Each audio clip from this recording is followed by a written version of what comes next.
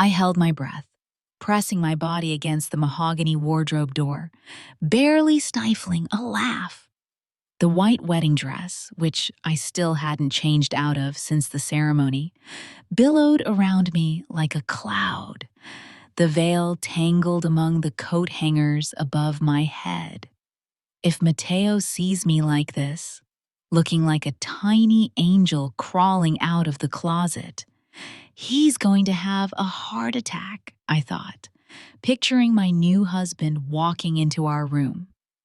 He would search every corner, calling out worriedly, until I burst out yelling, "Surprise!"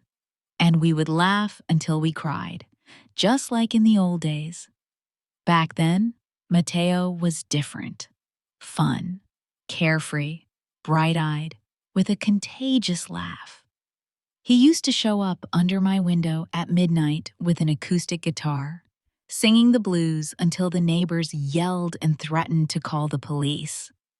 I would dash out in my pajamas and fuzzy bunny slippers, and we'd run off giggling like teenagers, even though we were both well over 30. The door creaked open. But instead of Mateo's familiar footsteps, I heard the distinctive clack of my mother-in-law, Camila's heels. She swept into the room with that air of authority she always carried, as if this were her territory, her domain, where she was the absolute queen. "Yes, Layla, I'm home now," she said into her phone, settling down precisely on the edge of the bed, right in front of the closet I was hiding inside. The springs groaned, forcing me to flatten myself even further against the floor. No way. The girl turned out to be very docile. Too much so, I'd say. Mateo says she's practically an orphan, that her daddy is some nickel-and-dime engineer at a plant barely scraping by. I went personally to see her place, a hovel, in some run-down building out in East LA. A shame, truly. But now my Mateo has leverage. I felt my blood run cold, docile, orphan. My father was an engineer, yes, but not just any kind. He was the head of design at Kinetic Designs, LLC, a defense industry firm, a modest man who never boasted. The apartment in the old building belonged to my late Aunt Mariana, and my father kept it only for sentimental reasons, because he'd grown up there. In reality, we lived in a spacious 3-bedroom condo in an affluent part of Silver Lake. I simply hadn't felt the need to flaunt any of that to my future mother-in-law. "You understand, Layla? The plan is simple," Camila continued. I heard the telltale click of a lighter. Mateo had sworn to me that his mother quit smoking 10 years ago. They'll live together for 6 months, a year at most. Then Mateo starts saying they're not compatible. I'll play my part. I'll say the daughter-in-law doesn't respect me, talks back, can't cook. The house is a mess. You know, the usual routine. They'll get an amicable separation. And the condo, which is in her name now, of course, will claim it in court. Mateo put up the money. We have all the receipts saved. Besides, the girl won't put up a fight. What can a girl from the country do against us? Mateo and I have it all mapped out. Her phone rang again. "Hello? Mateo?" "Yes, son. I'm in your room." "No, your brand new wife isn't around. She's probably out celebrating with her friends." "Don't worry, she can't escape now. She's got the ring on her finger, the seal on the certificate. Done deal. Bird in a cage. Just remember what we talked about. No weakness. From day one, she needs to understand who runs this house. And don't you dare give in to her little tears or tantrums. They're all the same. You give them an inch and they take a mile." Drive safe, son. I'll stay a little longer. I'm going to smoke a cigarette. I'll open the window so the smell doesn't stink up the place. Wouldn't want your little wife to start complaining." I lay inside the closet, feeling the world crumble around me. I was trembling, not from cold, but from betrayal, rage, and disgust. The man I entrusted my life to was a fraud, an accomplice in his mother's scheme to rob me, and the signs had always been there. I remembered how Mateo insisted the condo be put solely in my name. "Baby, it's easier with the paperwork, and you'll feel more secure. It's yours," he'd said, kissing my forehead. And I, the fool, believed him. I also recalled Camila's probing questions about my family. "And your mother? You don't have anyone else left? Oh, what a tragedy, the poor little girl." Those looks, which I'd mistaken for tenderness, were calculation, cold instinct, a hunter sizing up her prey. Camilla stood up, paced the room, and stopped in front of the mirror. "Don't worry, Layla. Patience. I put up with my late husband for 30 years until he finally kicked the bucket. And now, the house, the properties, and the accounts are mine. He thought I was some country bumpkin only fit for making soup. Let this one believe it too. All the better. Well, darling, I'll let you go. I'll call you tomorrow and tell you how the lovebirds' first night went. If they even find each other, that is." She let out a nasty laugh and left the room. I remained motionless for a long time, afraid to move. Then I slowly crawled out, sat on the floor, and hugged my knees. My dress was covered in dust, the veil ripped, but none of that mattered. The important thing was deciding what to do. My first impulse was to grab my things and leave immediately, still in my wedding dress in the middle of the night. But something new awakened in me, a cold determination.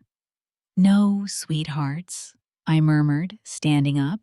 "You messed with the wrong one." In my wedding purse was my phone. I quickly opened the voice recorder app. Luckily, I had pressed record when I first heard Camila's footsteps, wanting to capture Mateo's reaction to my little prank. Now, I had an ace up my sleeve, but one wasn't enough. I needed the whole deck. I changed into jeans and a sweater, packed my dress in the closet, and sat down at my laptop. Mateo wouldn't be back for a while, and I planned to use that time well. The first call was to my father, Santiago. Despite the late hour, he answered immediately. "Princess, why aren't you sleeping? It's your wedding night and you're calling me?" he said, worry mixing with affection. "Daddy, I need to talk. Seriously. Do you remember offering to put your share of the company in my name?" Silence.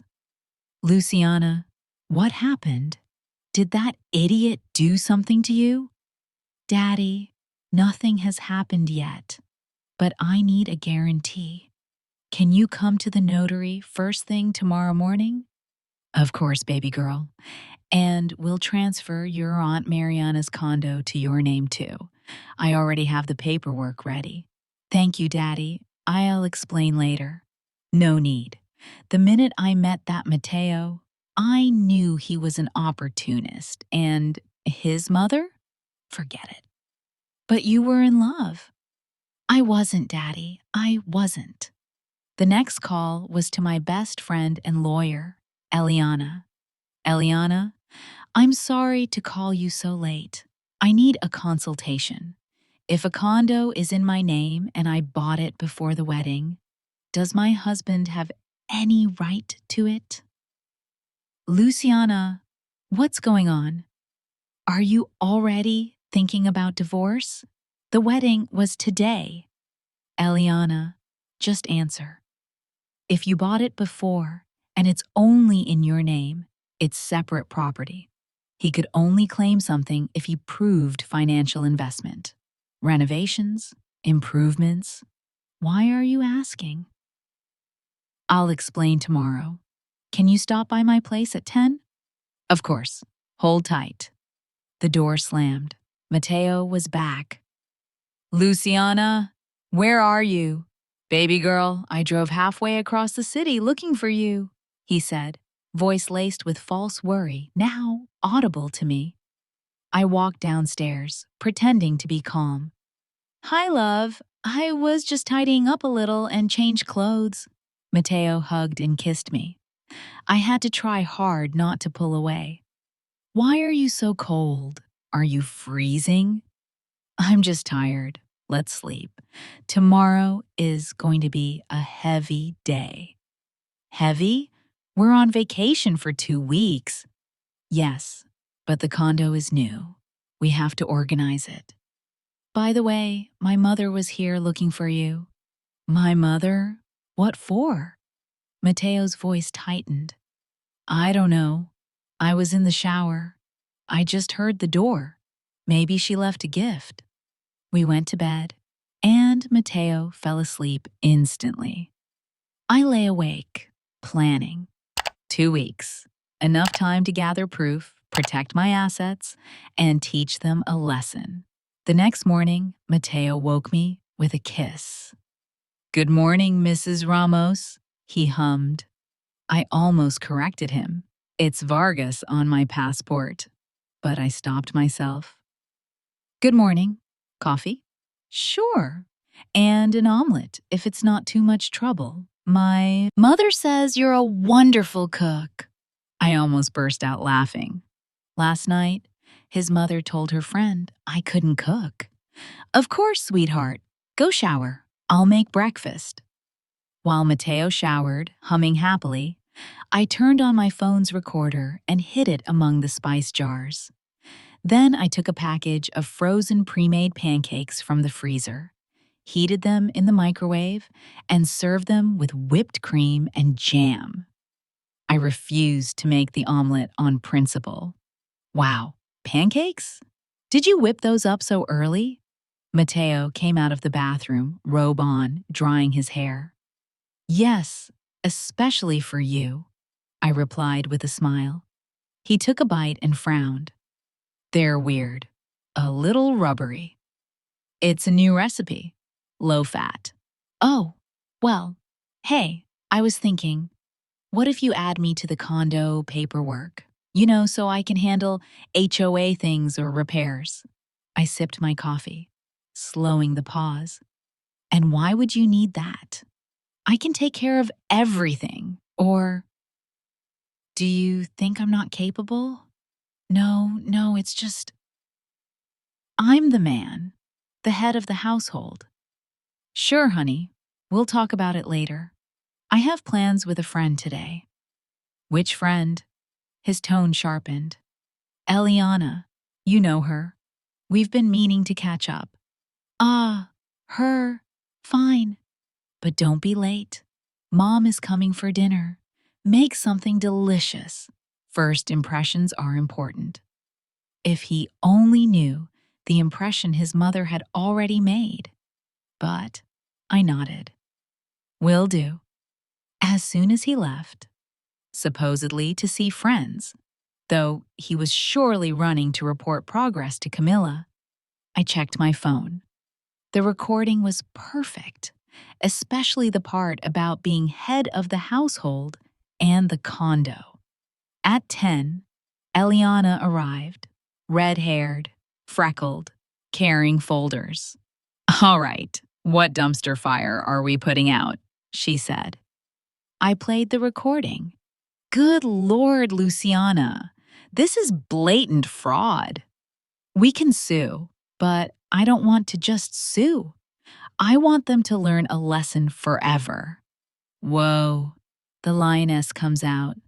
Okay, Recording of the mother-in-law, one of Mateo, condo in your name. But he put up the money and has receipts. Wait, he formally put up the money?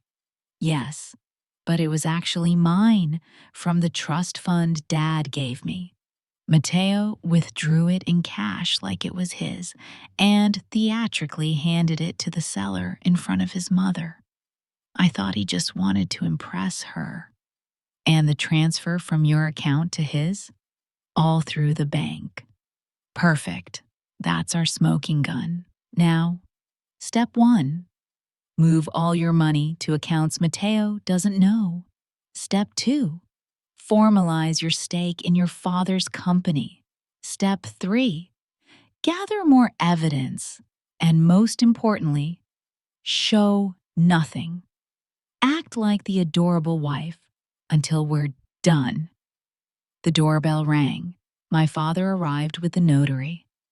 Good morning, Eliana. Luciana, I brought Dr. Miller. He'll take care of everything. The notary laid out documents. So, we formalized the donation of 49% of Vargas Engineering shares and transfer the property at Republic Avenue 245? Correct, I nodded. And this, my father added, is a power of attorney for the remaining 51% in case of my temporary incapacitation. While we signed papers, Dad took me aside. Now tell me what's going on. I played him the recording. His face hardened. The devils, he muttered. Luciana, don't get involved. I'll handle it. I know. You're strong, like your mother. She'd be proud. By nightfall, everything was ready. The money moved, the documents secure, the plan clear. I went shopping for dinner ingredients. Camila eats everything. Perfect. I bought chicken giblets for broth, rice, margarine instead of butter, and, with special delight, a can of expired corned beef. She says, I can't cook? We'll see. Back home, I prepared everything exactly as in the original events. The spicy broth, overcooked rice mush, mayo, potato canned meat salad, and a margarine and sugar cake. A masterpiece, I said. Mateo arrived at 7, Camila at 7:30 in a brand new pantsuit. Luciana, darling, she cooed. What's for dinner? I'm starving. Diet, you know. With an innocent face, I served everything.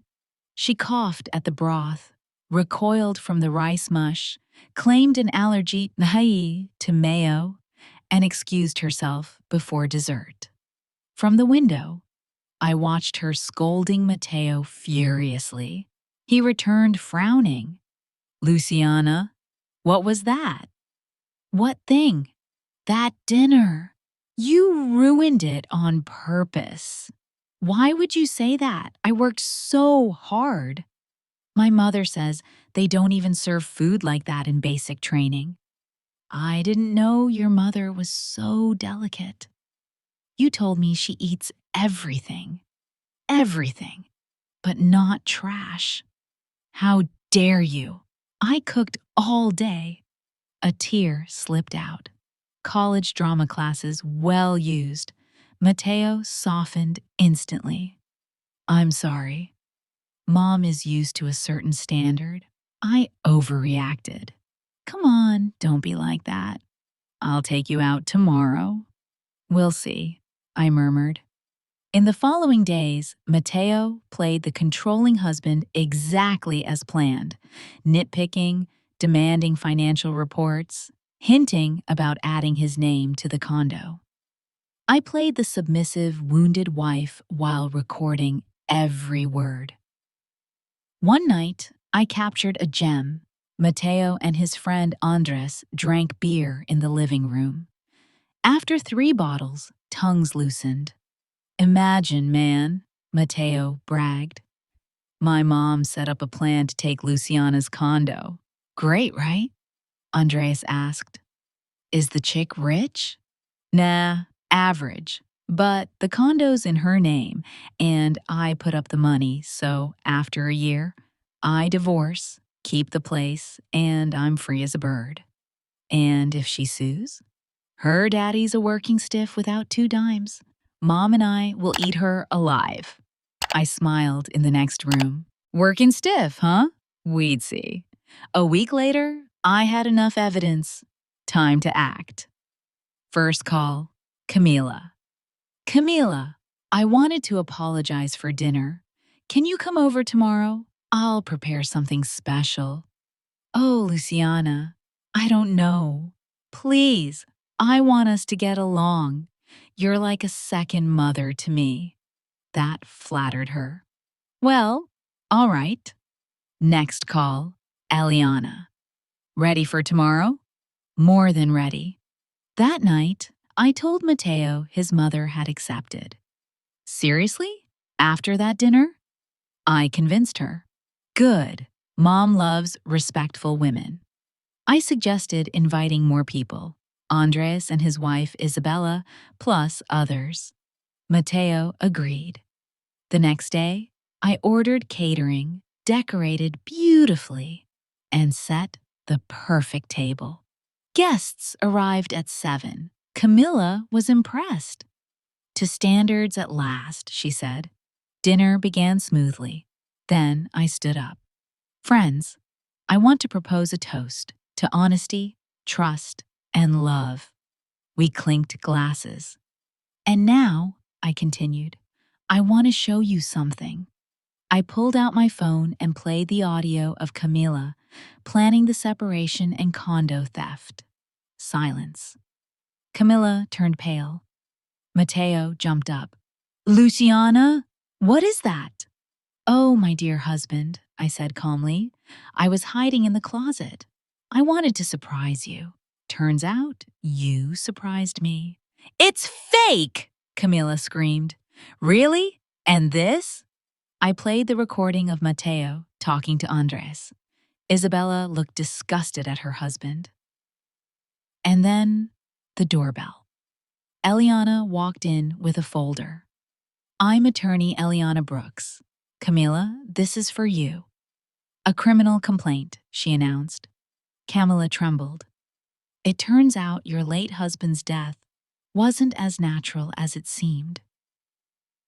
It was a bluff. A complete bluff. But Camila didn't know that. She crumbled, insisting innocence. Mateo stared, horrified.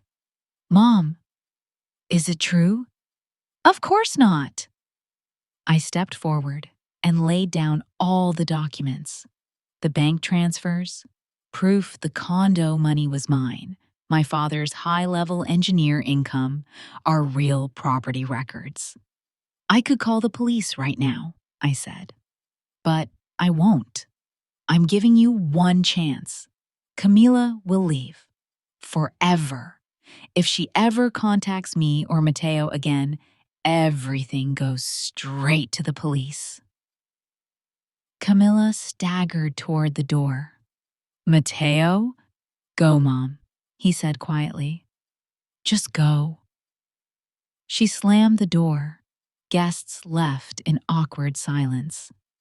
Then I turned to Mateo. Pack your things. We're filing for divorce tomorrow. Luciana, can't we fix it? Fix what? The betrayal? The theft? The contempt? No, Mateo, we don't fix that. He packed and left. Finally, I allowed myself to cry. Eliana hugged me. You're incredible. A warrior. I loved him, I whispered. I believed in him. I know. But better now than later. The divorce was quick and quiet. Mateo claimed nothing. Camila disappeared. Rumor said she moved to Savannah. I stayed in my condo, healing. Months later, I sat in a cafe with Eliana, when a tall, broad-shouldered man with honey-colored eyes walked in. He smiled at me. I smiled back. "What are you thinking about?" Eliana nudged. "Nothing." "Uh-huh." He approached. "Excuse me, ladies. May I sit here?" "Nowhere else available." Eliana kicked me under the table. "Go ahead." He sat, opened his laptop, blueprints on the screen. "Are you an engineer?" I asked without thinking. "Yes, a design engineer." "And you too?" "Well, by training. Now I work in procurement." "Wow, a colleague. My name's Diego." "Luciana, nice to meet you." We talked for hours. He worked at the same research center my mother once worked at.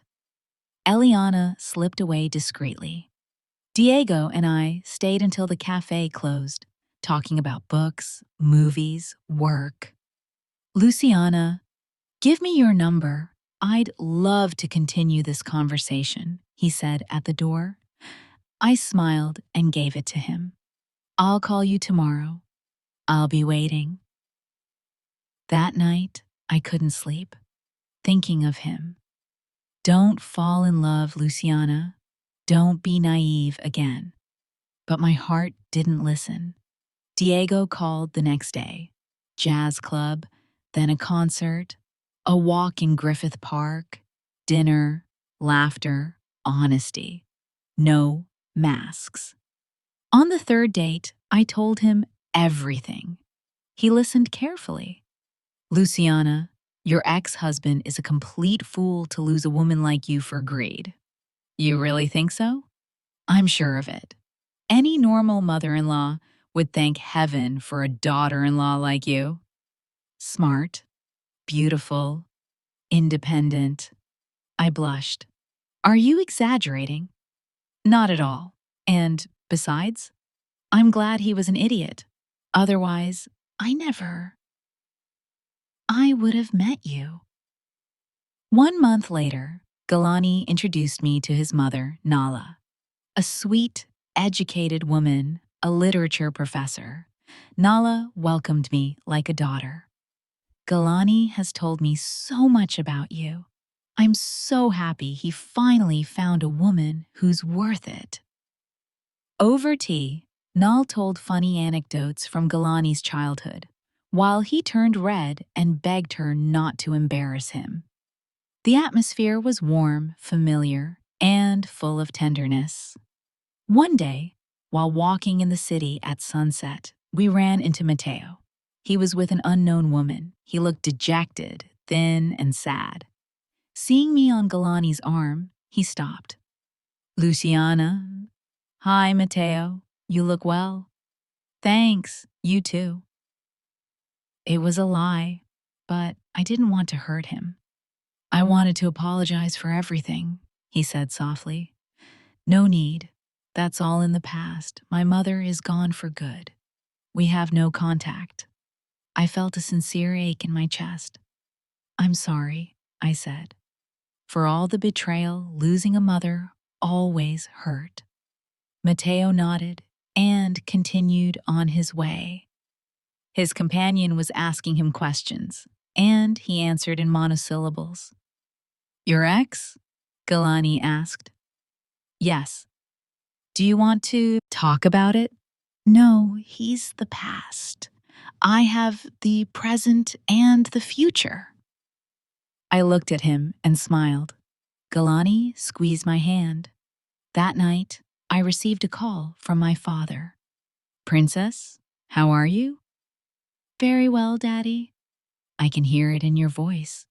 That Galani of yours is a good man." I looked into him a little. "What? Daddy?" "I have the right to know who my daughter is dating. And the boy is excellent. Good family, hard worker, no vices. And best of all, he looks at you like you're the eighth wonder of the world." "Daddy, please." "I'm just telling the truth. Take care of him, and take care of yourself, too." 6 months later, Galani proposed to me. without grand gestures or theatrics. Simply during dinner at home, he pulled out a ring and said, "Luciana, marry me. I want to wake up with you every morning. I want to have children who look like you. I want to grow old by your side."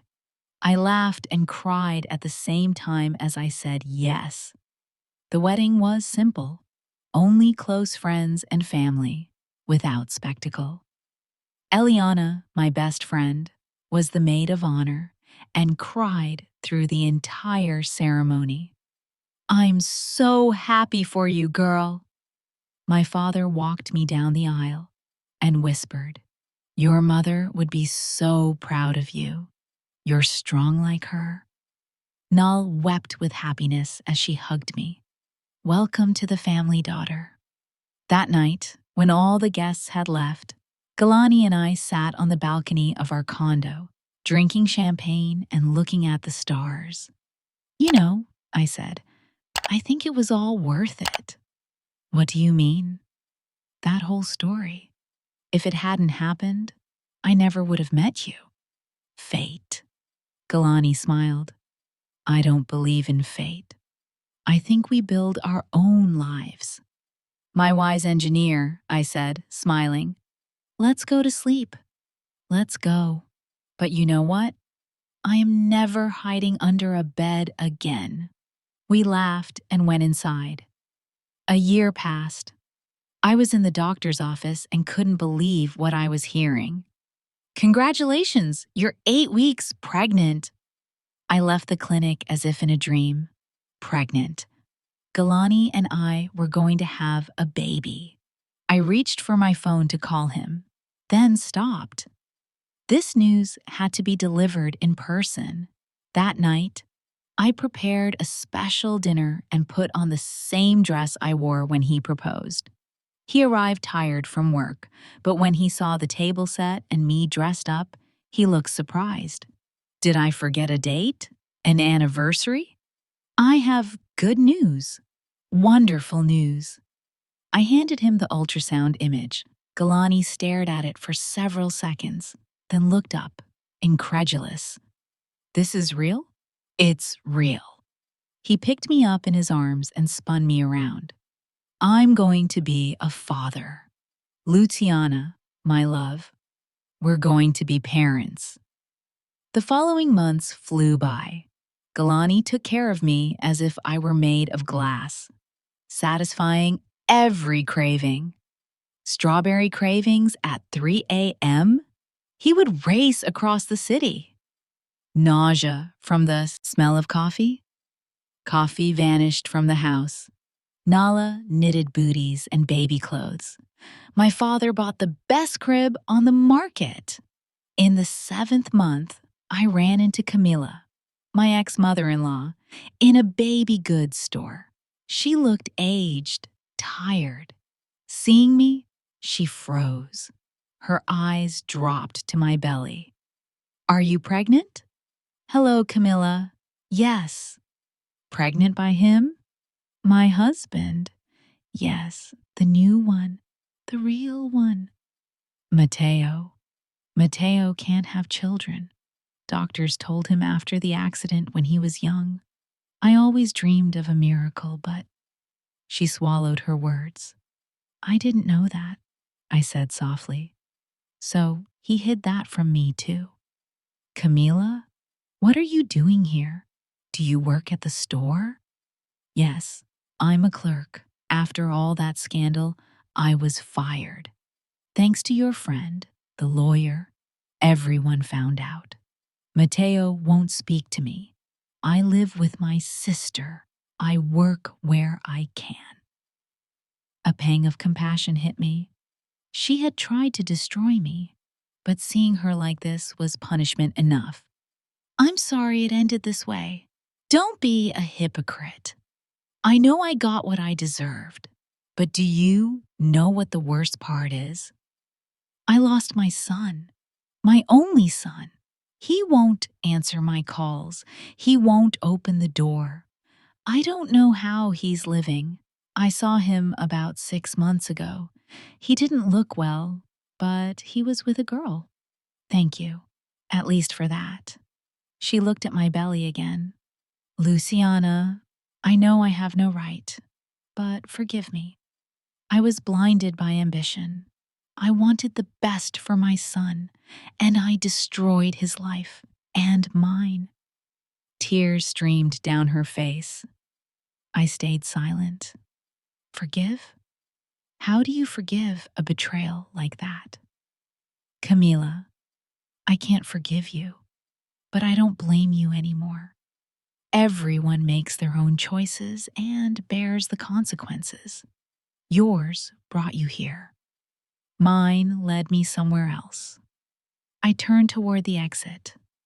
Luciana, she called softly, take care of your happiness.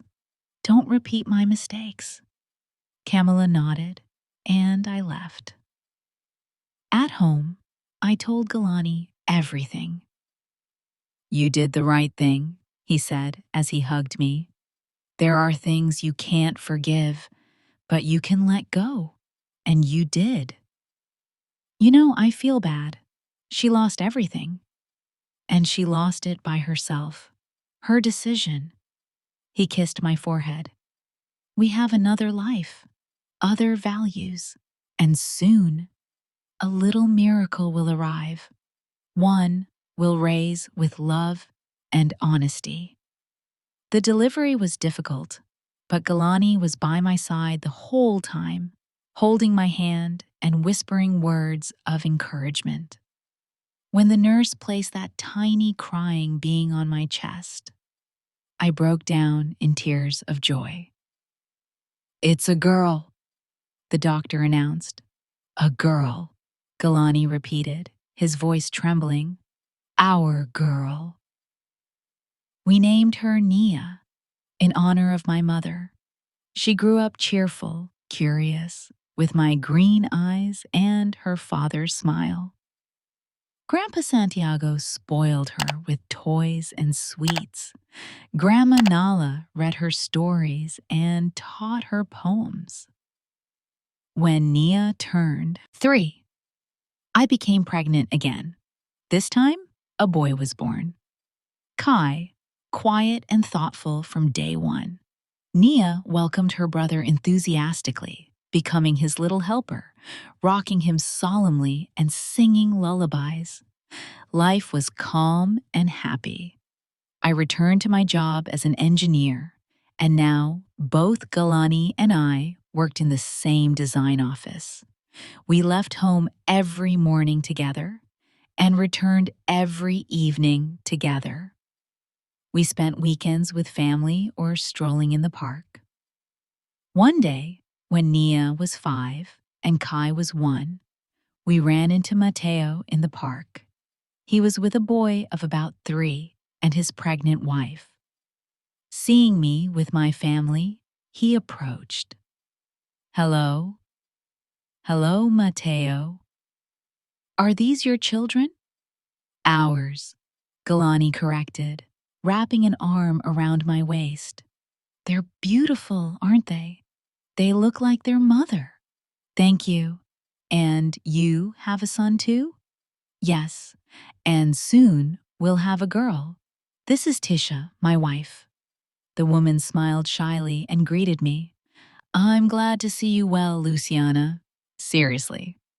I've thought a lot about everything that happened. If I could go back in time, no need, Mateo. Everyone has their own path. Yours led you to Tisha and your children. Mine led me to Galani. It had to be this way. I guess so. He paused. I've never been able to forgive my mother. I just can't. She wrote to me recently. She wants to see me, says she wants to meet her grandchildren, but I'm not ready. That's your decision. But remember that children are not to blame for the mistakes of adults. Maybe it's worth giving them the chance to know their grandmother. Think about it. Mateo nodded, said goodbye, and they walked away, each going their separate ways. Nia tugged on my hand. Mom, who was that man? An old acquaintance, my love. Was he sad? Yes, a little. We're not sad, are we? We are happy, I said. Galani picked up Nia in his arms. I held Kai's hand and we continued walking. A happy family that had built its joy on honesty, love, and trust. 5 more years passed. Nia entered middle school and became a brilliant student, math especially. The inheritance from her engineer grandfather was obvious. Kai became passionate about painting. His watercolors adorned all the walls of the house. And little Serafina, barely 1-year-old, the third, surprising but very much awaited daughter, took her first steps, wobbling and falling on her bottom amid everyone's laughter. One night, when the children were asleep, Galani and I were in the kitchen drinking tea. You know, I said, I was thinking today that 10 years have passed since that whole story. What story? My first wedding. Ah, that one. Forget about it. Why stir up the past? It's not to stir it up. It's just that if it hadn't been for that moment I hid in the closet, none of this would exist. You, the kids, our happiness. You're getting philosophical, he joked. You know, I don't regret anything. I'm even grateful for the pain. It made me stronger. The doorbell rang. It was Eliana carrying a bottle of wine and cake. Am I interrupting? You never interrupt, I said. Come in. The three of us sat and poured wine. What are we toasting to? Galani asked.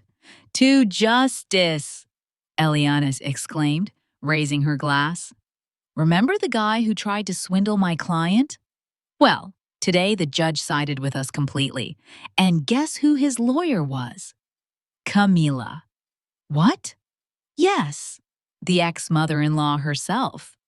It seems she reinvented herself, but it didn't help her at all. She lost the case disastrously. I became thoughtful.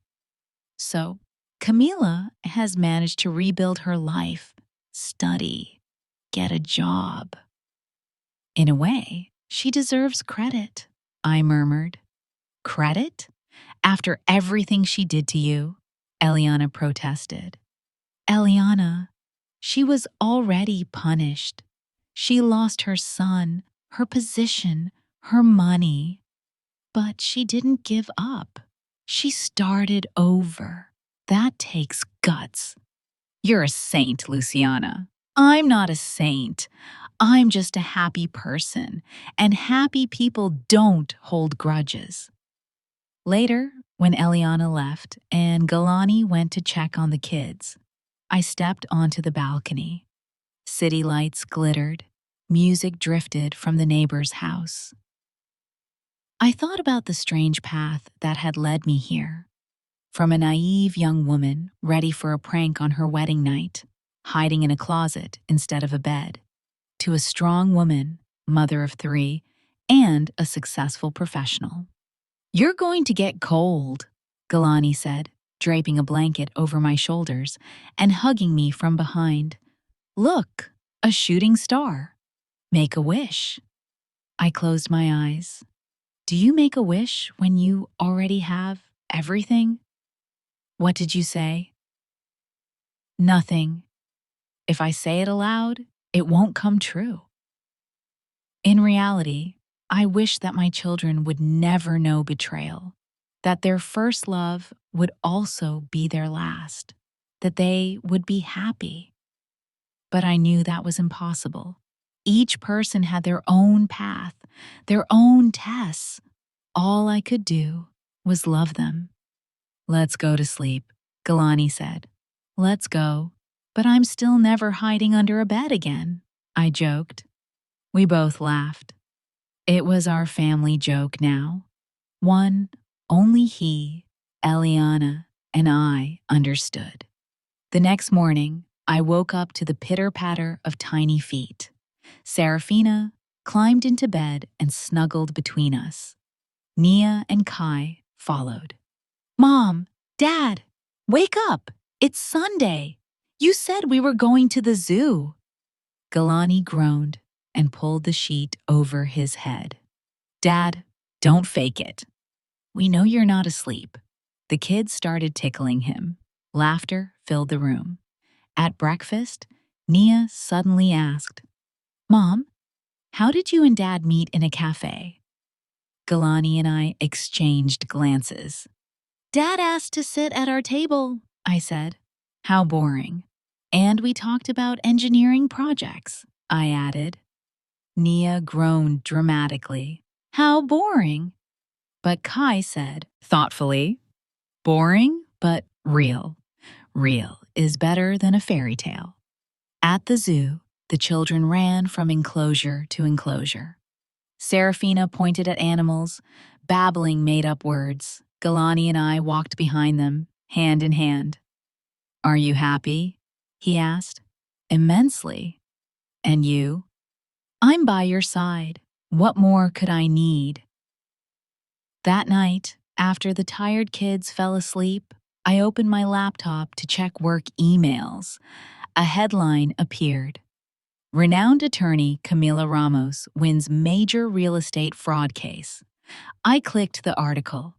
The photo showed the same Camila, but different. Confident, elegant, professional. She had defended an elderly woman whose apartment scammers had tried to steal. What are you reading? Galani asked, peering over my shoulder. Nothing, just news. That's your ex-mother-in-law. Yes. Look, now she defends people who are defrauded. Irony of fate, or redemption earned. Perhaps.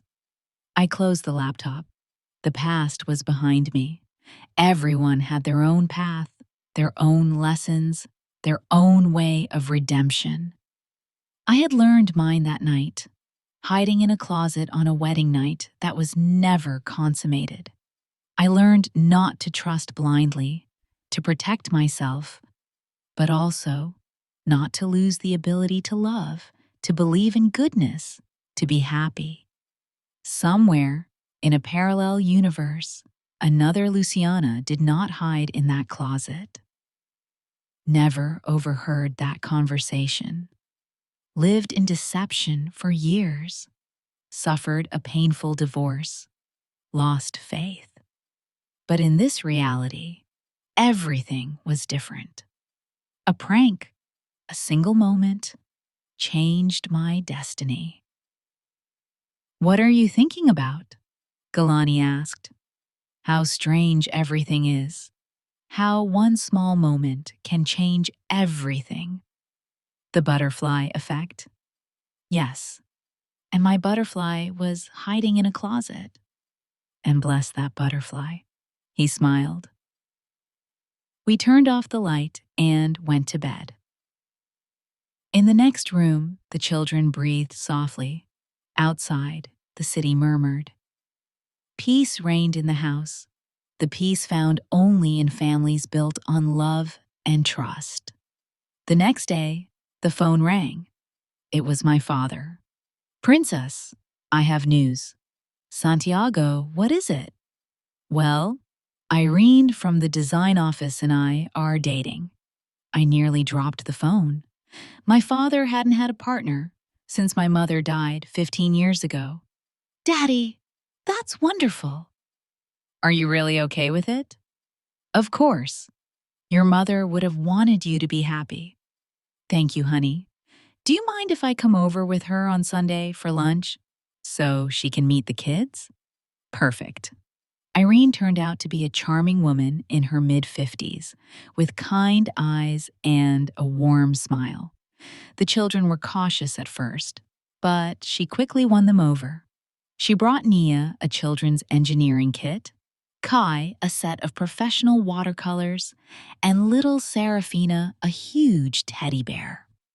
During lunch, she told funny anecdotes, and soon Everyone was laughing. Irene's a legend at the firm, my father said proudly. The only woman head of design. Santiago, you exaggerate, she murmured, blushing slightly. But it's admirable, I added. I know how hard it is for a woman to stand out among so many men. You're an engineer too, Santiago told me, Irene said. Maybe you could join our team. We have an opening right now. Thank you, but I'm very happy where I am. A shame. But the offer remains open. When the guests left, Galani said, Your dad looks happy. Yes, I'm glad for him. He was alone too long. Irene is a great woman. She is. And you know what? I was thinking maybe I should consider her proposal. Your dad's firm is serious. Would you like to? I don't know, but I could try. A month later, I joined my father's team at the firm. The work was demanding but fascinating. Irene became not only a colleague, but also a friend, and soon my stepmother. Santiago proposed to her, and they married quietly. Only the closest family attended. Nia recited a poem. Kai presented a portrait he had painted of Santiago and Irene. Little Serafina carried the rings on a small cushion. Life continued. The children grew. Galani and I worked. We loved each other. Sometimes we argued over silly things, but we always made up. A simple, normal life. And within that normality, real happiness was hidden, the kind worth fighting for. One day, while cleaning the closet, I found my old wedding dress, the one I had worn the night everything changed, the one I had worn when I hid inside the closet and overheard a truth that saved my life. I took it out and smoothed the wrinkles. Nia ran in. What a pretty dress. Is it yours, Mom? It was mine. Can I try it on when I'm older? Of course, but I hope you'll have a new one, your own. And this one isn't happy? Yes, my love. My happiness started in this dress. Only it started in an unusual way. Will you tell me someday? When you're older. I put the dress back in the closet. Let it stay there. A reminder that even from the darkest moment, you can step into the light. That a betrayal can become a doorway to happiness. And that, sometimes, inside a closet, destiny is waiting. That night, while the whole family was eating dinner, Galani suddenly said, We're all going on vacation together, to the beach. Yay! The children screamed. Yes, we are, I smiled. But we'll look for a nice hotel with comfortable beds. And nothing hidden underneath, he winked. What kind of secrets are those? Nia asked. Grown-up secrets, I replied. They're weird, Kai declared. All grown-ups are weird. That's true. Galani nodded and kissed me. Little Serafina banged her spoon on the table. Eat! Everyone burst out laughing. An ordinary night in an ordinary family. And inside that ordinariness, a whole life full of love, trust, and joy. A life that began with a silly joke and almost ended in betrayal, but ultimately led me to real love. And if someone had asked me whether I would change anything about my past, I would have answered, nothing. Absolutely nothing. Because every tear, every wound, every disappointment had led me exactly where I was supposed to be. With my family, with my love. Somewhere else in the city, Camila was working on a new case, defending a young woman whose husband had tried to defraud her. The story was almost a mirror image: an apartment, false documents, family involved. Camila knew exactly how to fight it. Personal experience is the best teacher. She could never redeem herself fully to me, but perhaps she was helping other women avoid the same fate. And in that, too, there was justice. Mateo continued his life, raising his children, working, trying to be a good husband and father. Sometimes he remembered our story and was grateful I had been stronger than him. I taught him a harsh but necessary lesson. Thanks to that, he became a better man. His children would never know who he had once been. And that was good. The circle closed. Everyone got what they deserved. Everyone walked their own path. And only the old mahogany bed, the one Galani and I left behind when we moved, kept the secret of that first wedding night that changed several destinies.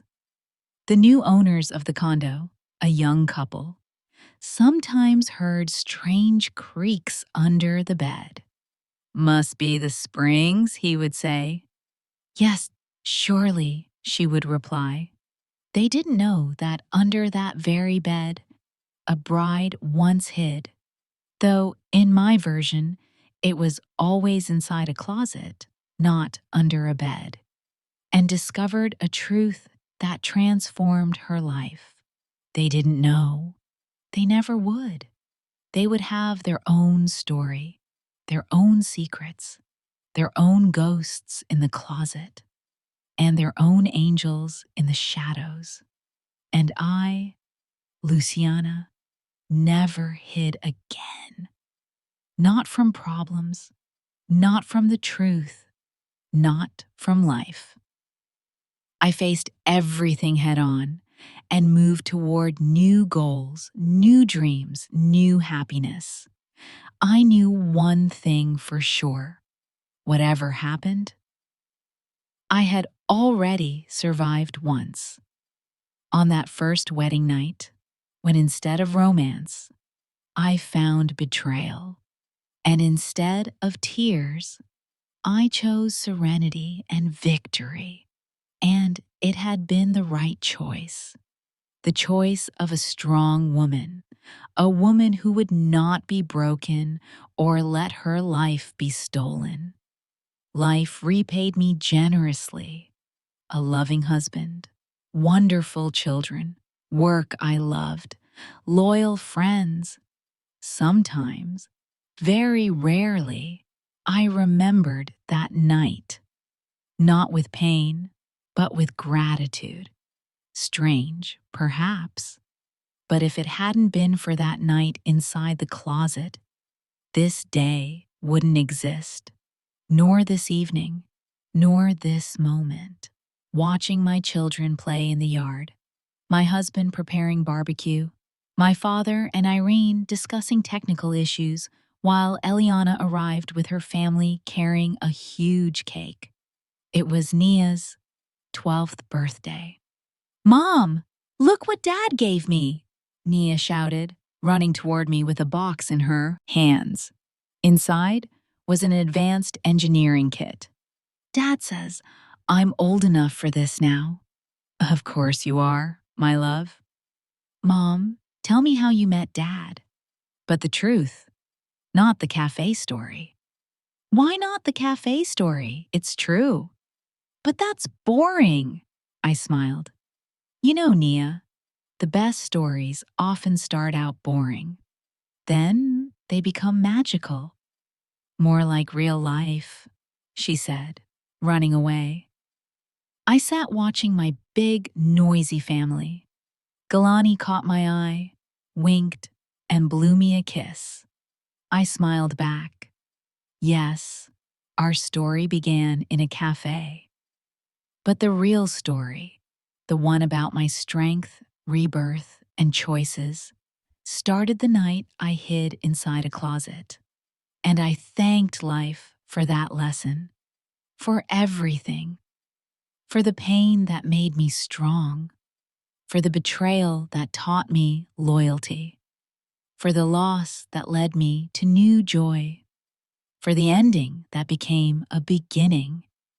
The sunset, painting the sky in pink and gold tones. The house smelled of baking.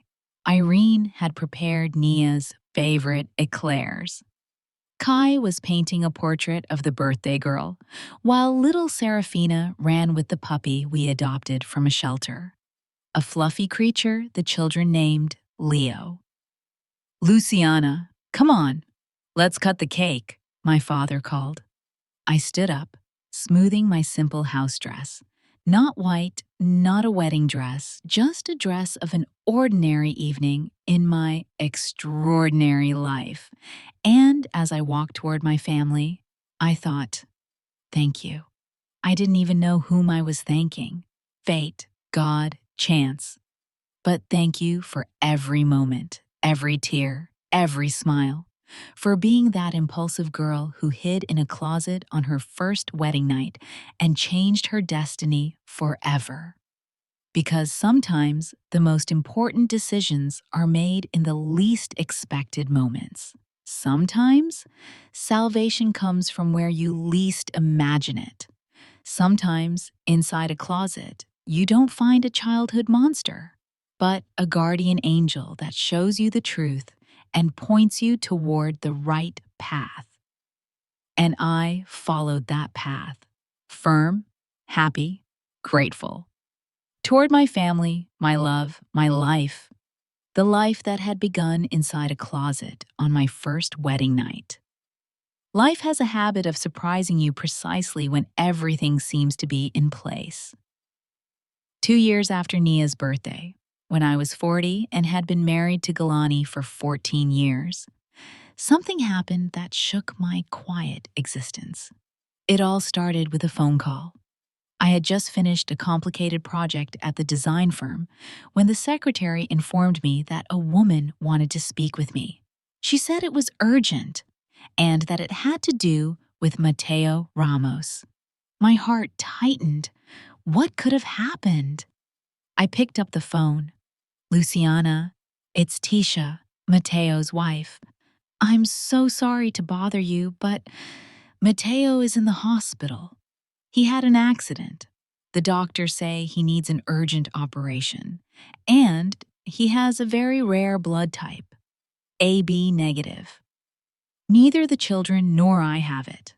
I know it's a lot to ask, but do you happen to be the same type?" I felt my hands go cold. "Yes," I whispered. "I am that type." "Which hospital?" "Northside Hospital." "I'm coming." It was a matter of life or death. I got leave from work and drove straight to the hospital. In the ICU hallway, Tisha was there, her eyes swollen from crying, with her 2 children beside her, a boy about 9 and a girl about 7. Seeing me, she jumped up. "Thank you for coming. The doctors are waiting for you." I nodded and went to the lab. While they drew blood, I thought about how strange everything was. The man who had once tried to defraud me now depended on my help. And I was doing it not for him, but for his children, who didn't deserve to lose a father. The operation went well. I wanted to leave, but Tisha stopped me. "Please stay. I'm scared. I don't have family here. And my mother-in-law, Camila, is abroad. I can't reach her." I looked at the frightened children clinging to their mother. "All right," I said. "I'll stay." We sat in the hallway drinking vending machine coffee. Tisha began talking. It turned out she knew the whole story from day one. Mateo told me everything.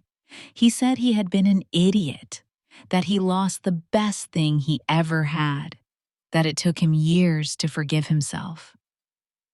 But then he met me, and everything got better. He just could never reconcile with his mother.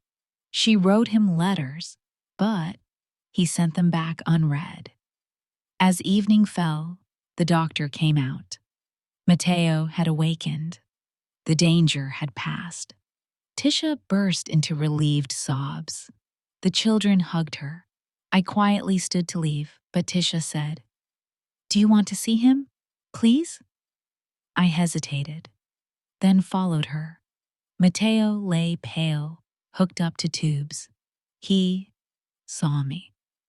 "Thank you," he whispered. "Tisha told me you donated blood." "Saying thank you is an understatement," I murmured. "Not an understatement after everything I did." He swallowed. "Luciana, forgive me. I know you said you already had, but I needed to hear it again." "I don't hold a grudge, Mateo.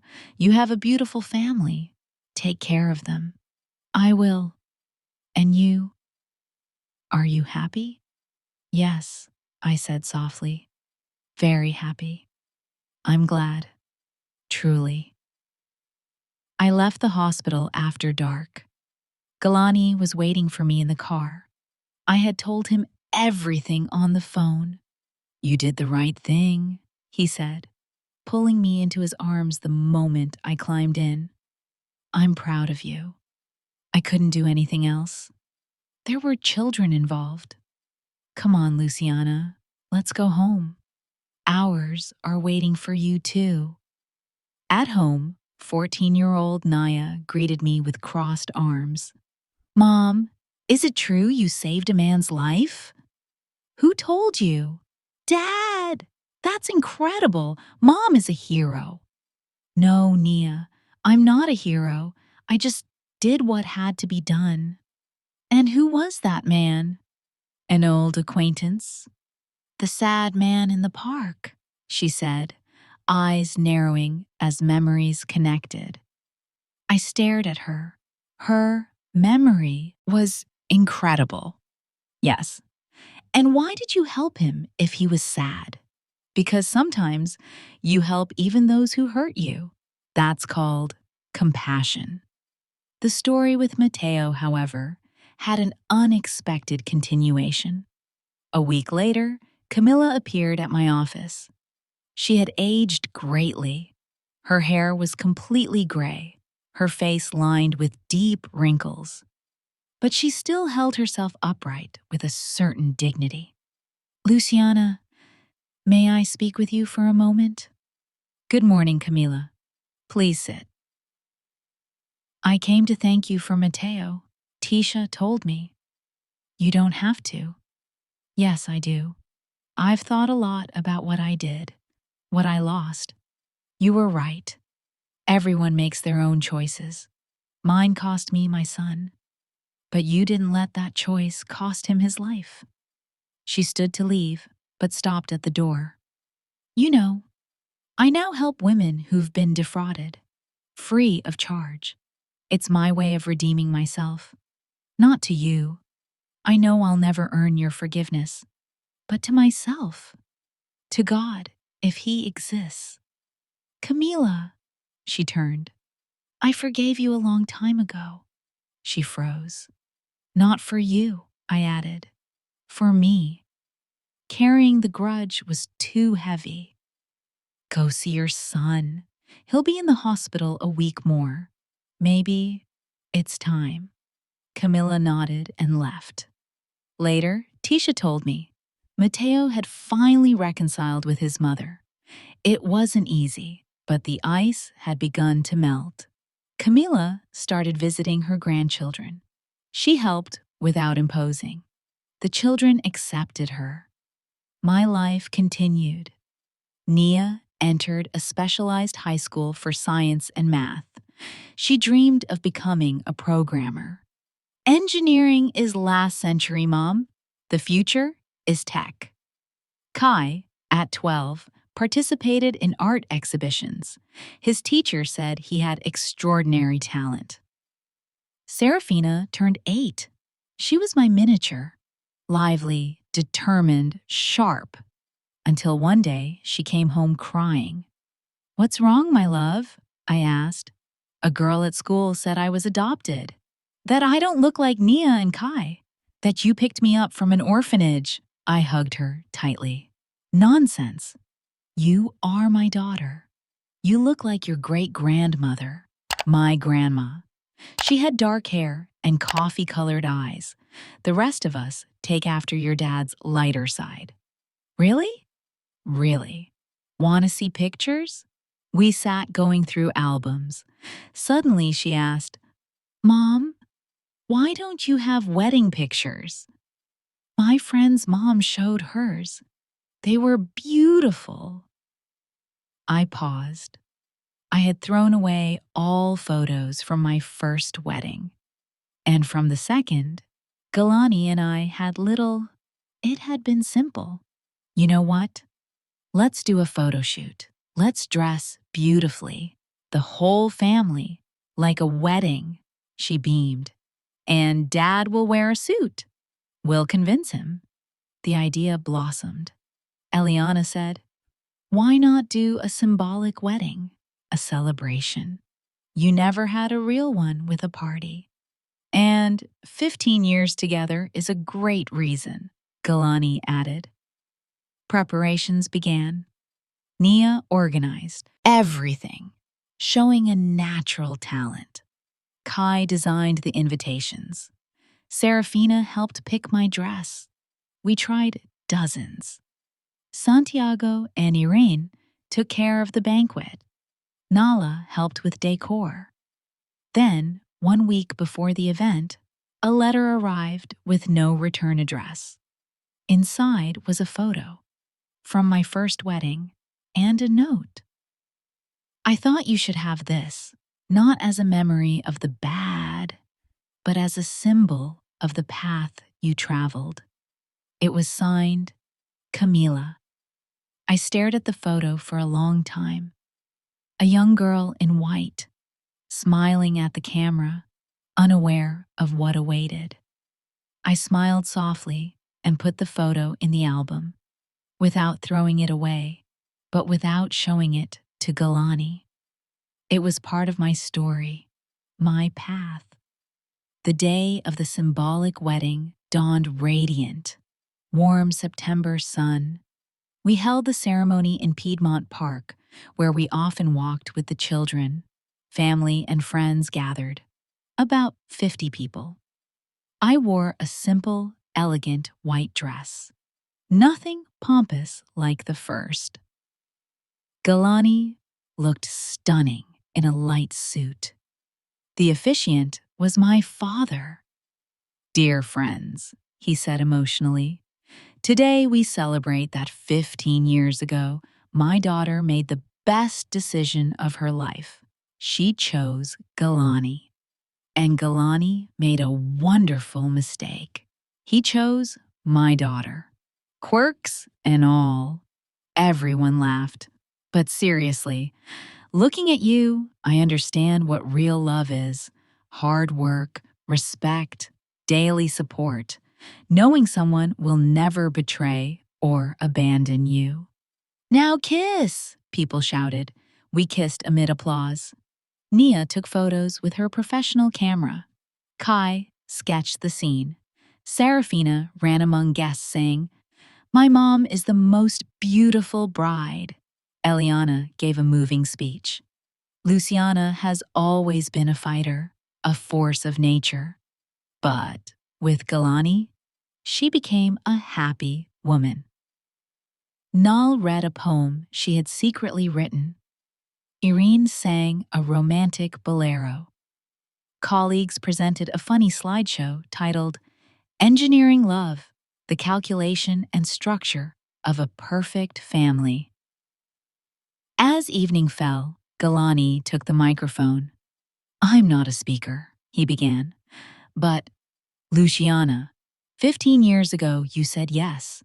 Best day of my life. Every day with you is a gift. You have given me 3 wonderful children. You made me better, stronger, wiser. Whatever comes, we'll face it together. I love you. Tears streamed down my cheeks. I took the microphone. Thank you, my love, for arriving when I was finally ready to find you, for teaching me real love, no games, no lies. Thank you for our children, for every shared day, for not judging my past, for accepting my scars. I love you more than my life. We danced our first dance. The guests surrounded us, many crying. The children watched with pride. And now, a surprise, Nia announced. The three children went on stage. Nia sat at the keyboard. Kai picked up his guitar. Serafina stood at the microphone. This is a gift, she said seriously. They performed a simple, beautiful song about home, love, and family. Their voices blended like magic. We did a good job, Galani whispered. An excellent job, I replied, tears in my eyes. After the celebration, life returned to routine, but stronger, brighter. I received a promotion to head of design. Galani led a new project. The children continued to thrive, but life had more tests. 6 months after the celebration, my father Santiago was hospitalized. Heart problems. I spent nights by his side. Irene didn't leave him. The surgery was difficult, but successful.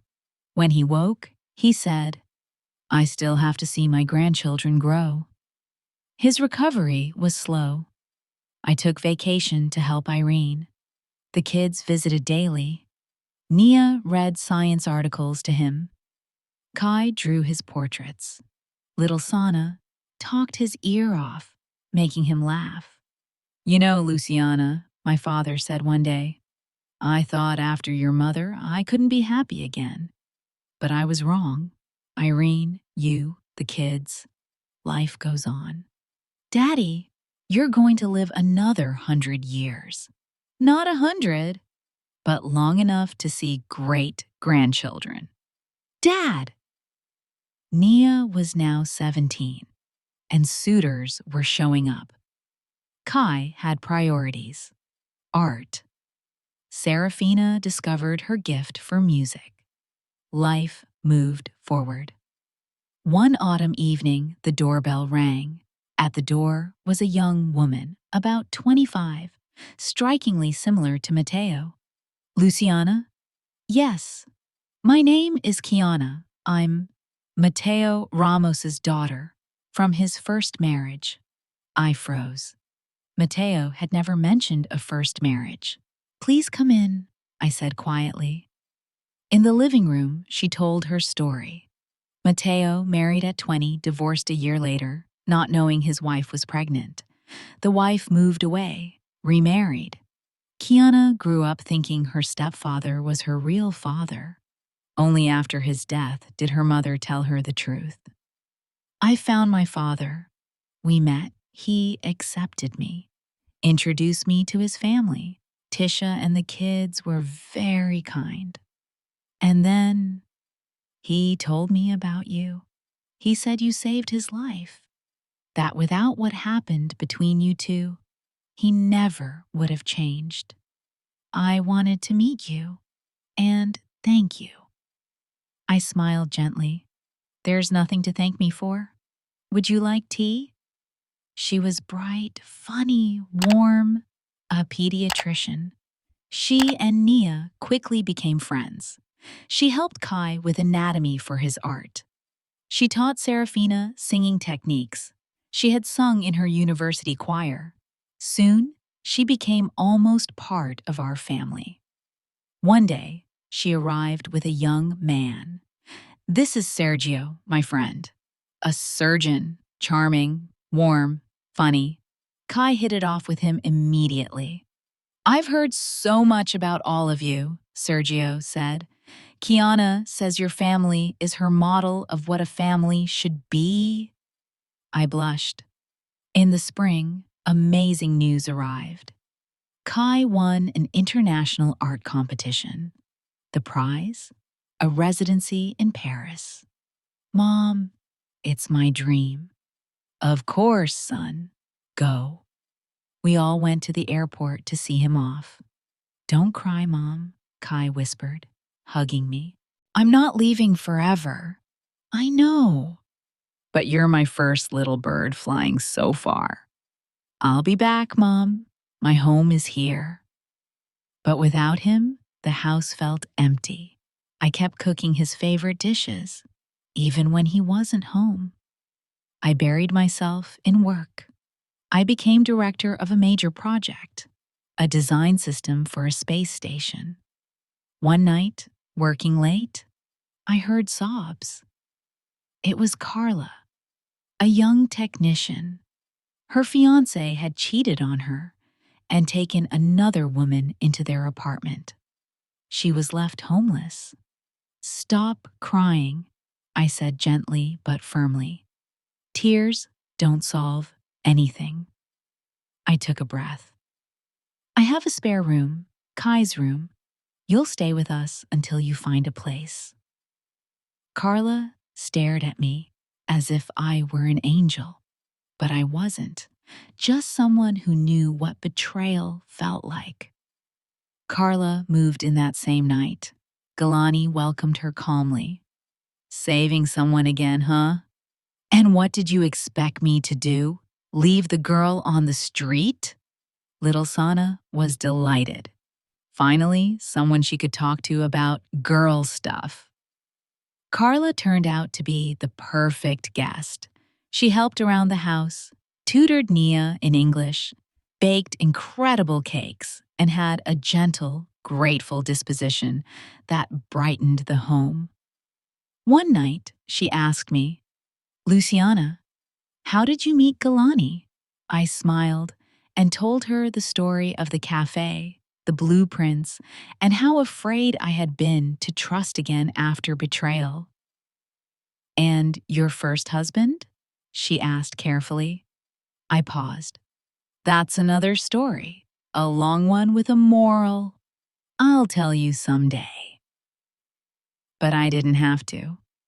1 week later, Carla's ex-fiancé showed up at the engineering firm, begging for forgiveness. He brought flowers, knelt in front of everyone, creating a huge spectacle. Carla froze in shock. I intervened immediately. Young man, what kind of drama is this? I love Carla. I was an idiot. You were, and you still are. Carla, do you want to talk to him? Carla shook her head violently. Well then, this is over. Leave before I call security. He left, but returned the next day, and the next. He began waiting outside the building daily. It became harassment.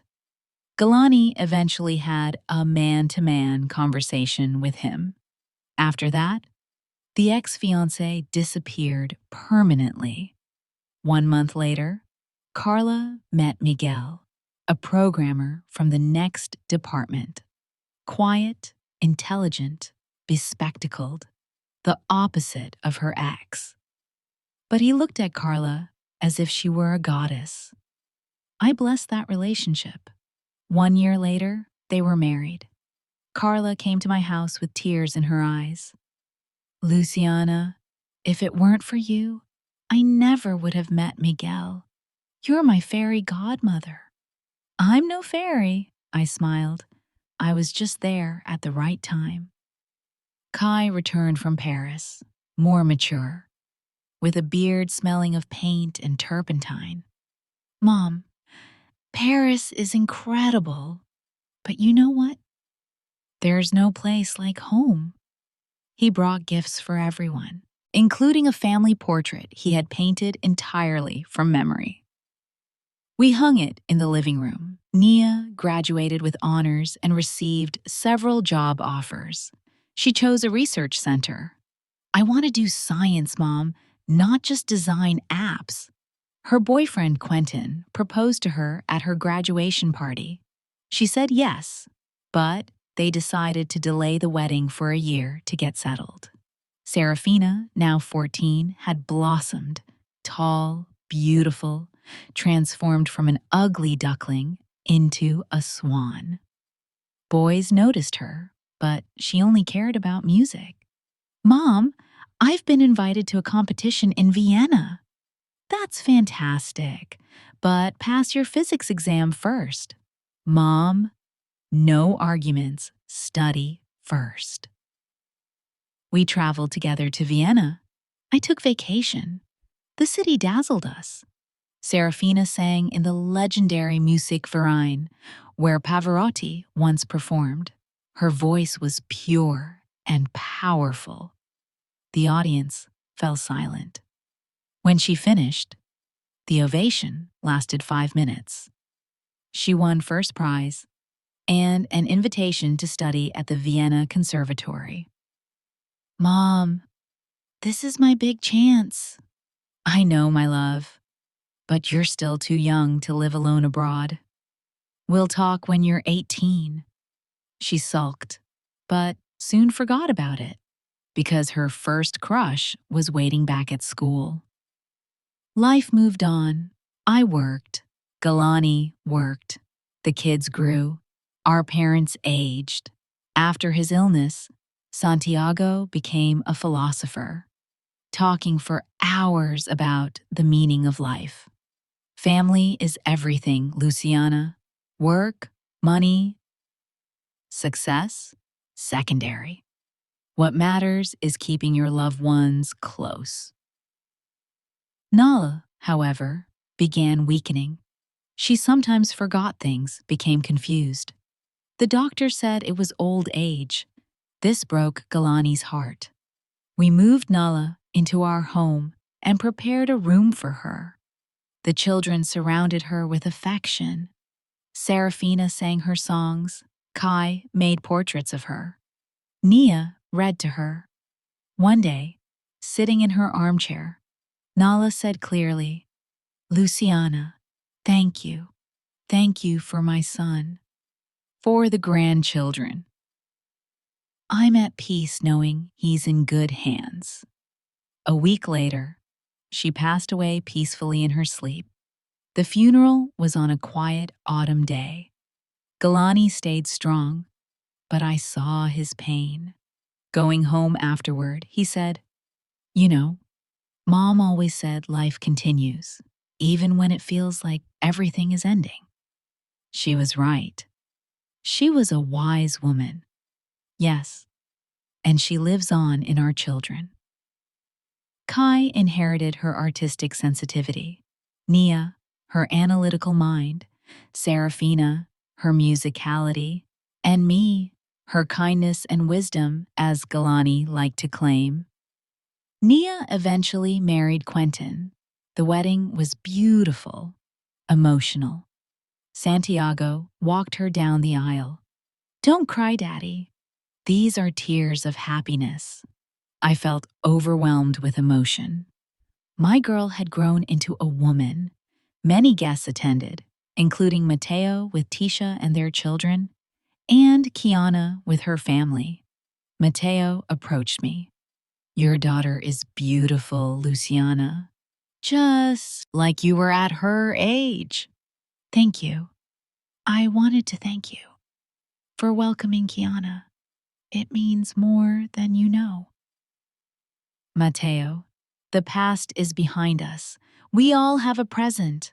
Let's live it. Camilla also attended, aged but dignified. "Luciana, congratulations. You have a wonderful daughter." "Thank you, Camilla." She handed me an envelope.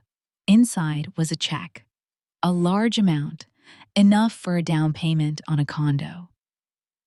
"Camilla, this is too much." "No, it's a small part of what I owe you. Give it to the newlyweds."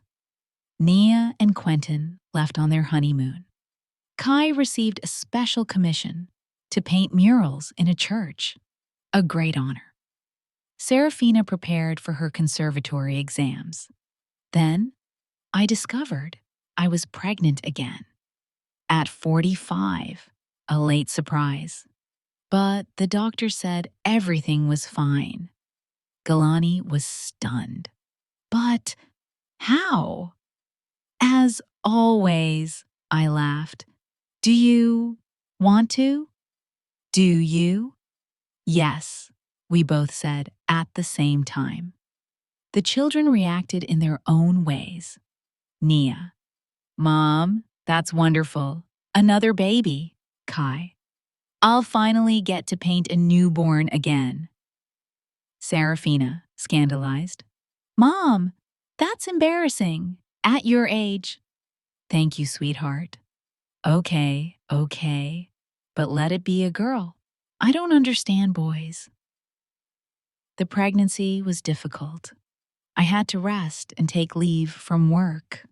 But I didn't regret it. It was another miracle.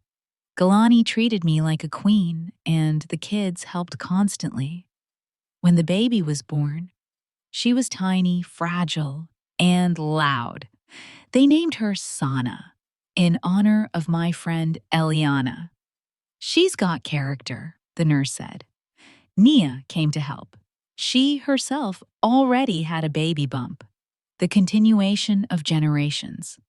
When Sana turned 1, we organized a big family party. Everyone came. Relatives, friends, Carla and Miguel with their newborn, Kiana and Sergio announcing their engagement. Serafina sang a song she wrote for her little sister. Kai gifted a painting titled Sana with angel wings. During dinner, my father raised his glass. I toast to continuity. May our family always stay together. And may our great-grandchildren gather at a table like this and remember us. I looked around at the people I loved. This is happiness, not wealth, not success, family. And to think it all started because I hid inside a closet one night. That night, after guests left and the children slept, Galani and I sat on the patio. Tired? He asked. Happy? Sometimes I wonder, what would have happened if you had never hidden in that closet? Don't think about that. Everything happened the way it was supposed to. Yes, but it's still strange. Such a small moment, an impulse of a few seconds, changed everything. That's destiny. I don't believe in destiny. I believe we build our own lives. Stubborn, as always, he laughed. Well, whether it was destiny or not, we built something beautiful. We did, he said, kissing my forehead. We stayed embraced, watching the stars. A dog barked in the distance. The city hummed softly. No matter what happened, I had everything that mattered. My home, my love, my family. And yes, I never hid under a bed again, only sometimes, when playing hide and seek with the children. But that was a different story. 3 years passed. Little Sana became a lively 4-year-old, just like Serafina had been at that age. Determined, expressive, with a strong character. Serafina finished the conservatory and was accepted into the Metropolitan Opera Chorus. Not yet a soloist, but at the Met. Mom, this is just the beginning, she said. In a few years, I'll be a soloist. I don't doubt it, daughter. Naya and Quentin had a son they named Santiago after my father. My father was over the moon. My namesake, he cried joyfully. Irene, look at him. He looks just like me. All babies look alike, Santiago, she laughed. But yes, he's beautiful. Kai, to everyone's surprise, fell in love. Not with an artist or muse, as many expected, but with a nuclear physicist, Amara. A serious, introverted girl with glasses who could talk about quantum mechanics endlessly. They met in a cafe. He was sketching. She was solving equations. "Mom," he said, glowing, "she's incredible. She sees beauty in formulas and in my paintings. She says my art is the visualization of the harmony of the universe." "Then she is definitely your soulmate," I told him. One Tuesday, I received a call from the hospital. "Mrs. Luciana, Mrs. Camila Ramos is asking to see you. She doesn't have much time left." I froze. "Camila? Did the doctor say?" "2 weeks, maybe 3. I hesitated, but went. How could I not? Camila was in a palliative care room, very thin, her skin yellowish, cancer, terminal. When she saw me, she tried to smile. "Thank you for coming. I didn't think you would." "What did the doctor say?" I asked gently. "That I have little time. I need to tell you something and give you this." She pointed to a folder on the table. Inside were documents, a will leaving everything she had to an orphanage, and a letter. "This is for you. Read it later, not now. And one more thing. Mateo doesn't know I'm here. Don't tell him. He's rebuilding his life. I don't want to ruin it again. I already hurt him too much. Camila, he's your son. He has a right to know." "I know, but I don't have the right to cause him more pain." She sighed. "And you too, Luciana. I hurt you as well." I sat beside her bed, looking at a woman who had once tried to destroy me, a woman who had once gloated over my supposed weakness, now alone, fading, with no one else by her side. "I'm going to call Mateo," I said quietly. "I won't tell him you asked, but I'll let him choose whether to come." Camilla closed her eyes, tears slipping down her cheeks. An hour later, Mateo arrived, older, gray at the temples, but still with dignity. He walked in, saw his mother, and his face broke. "Mom." "Mateo, son, forgive me. I didn't want you to see me like this." "Why didn't you tell me?" he whispered. "Why?" He sat beside her, holding her hand. I quietly stepped out. In the hallway, Tisha and Mateo's children were waiting. Now, teenagers. "Thank you for calling," Tisha said, hugging me. "I never would have forgiven myself otherwise." They sat together, drinking vending machine tea. Kiana and Sergio arrived soon after. "Dad told us," Kiana said. "We came as fast as we could." A week later, Camilla passed away. She managed to speak with all her grandchildren. She asked Tisha for forgiveness. She blessed Kiana and Sergio on their upcoming wedding. And to Mateo, she said, "I'm proud of you, son. You became a real man, not thanks to me, but in spite of me." The funeral was attended by many people. In recent years, Camila had helped dozens of women, defending them pro bono. Grateful clients came, colleagues, even judges. I stayed on the sidelines, but Mateo approached me. "Thank you for everything," he said. "You gave me the chance to say goodbye, to forgive her. That is priceless." At home, I opened the letter Camilla had left for me. Her handwriting trembled, written by a sick hand. "Dear Luciana, I allow myself to call you dear, though I don't deserve to. Without knowing it, you became my greatest teacher. You taught me a lesson in strength, dignity, and the power of forgiveness. I've spent my last years trying to make up for the wrong I did, not to earn your forgiveness, but to leave this world having done at least a little good. Thank you for Mateo. You gave me back my son. Thank you for showing me what a true woman is. Strong, but not cruel. Intelligent, but not manipulative. Loving, but not blind.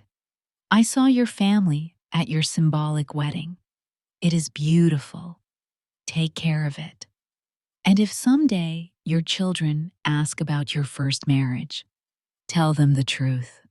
That even from the darkest night, one can step into the light.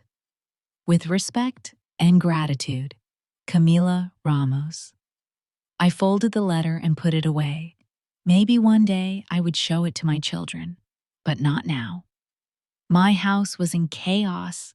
Little Sana had caught chicken pox. "Mom, I'm itchy," she wailed. "Don't scratch, my love." "But I am itchy."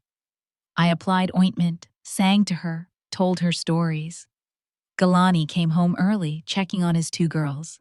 "Dad, I'm green," Sana said proudly, "but gorgeous."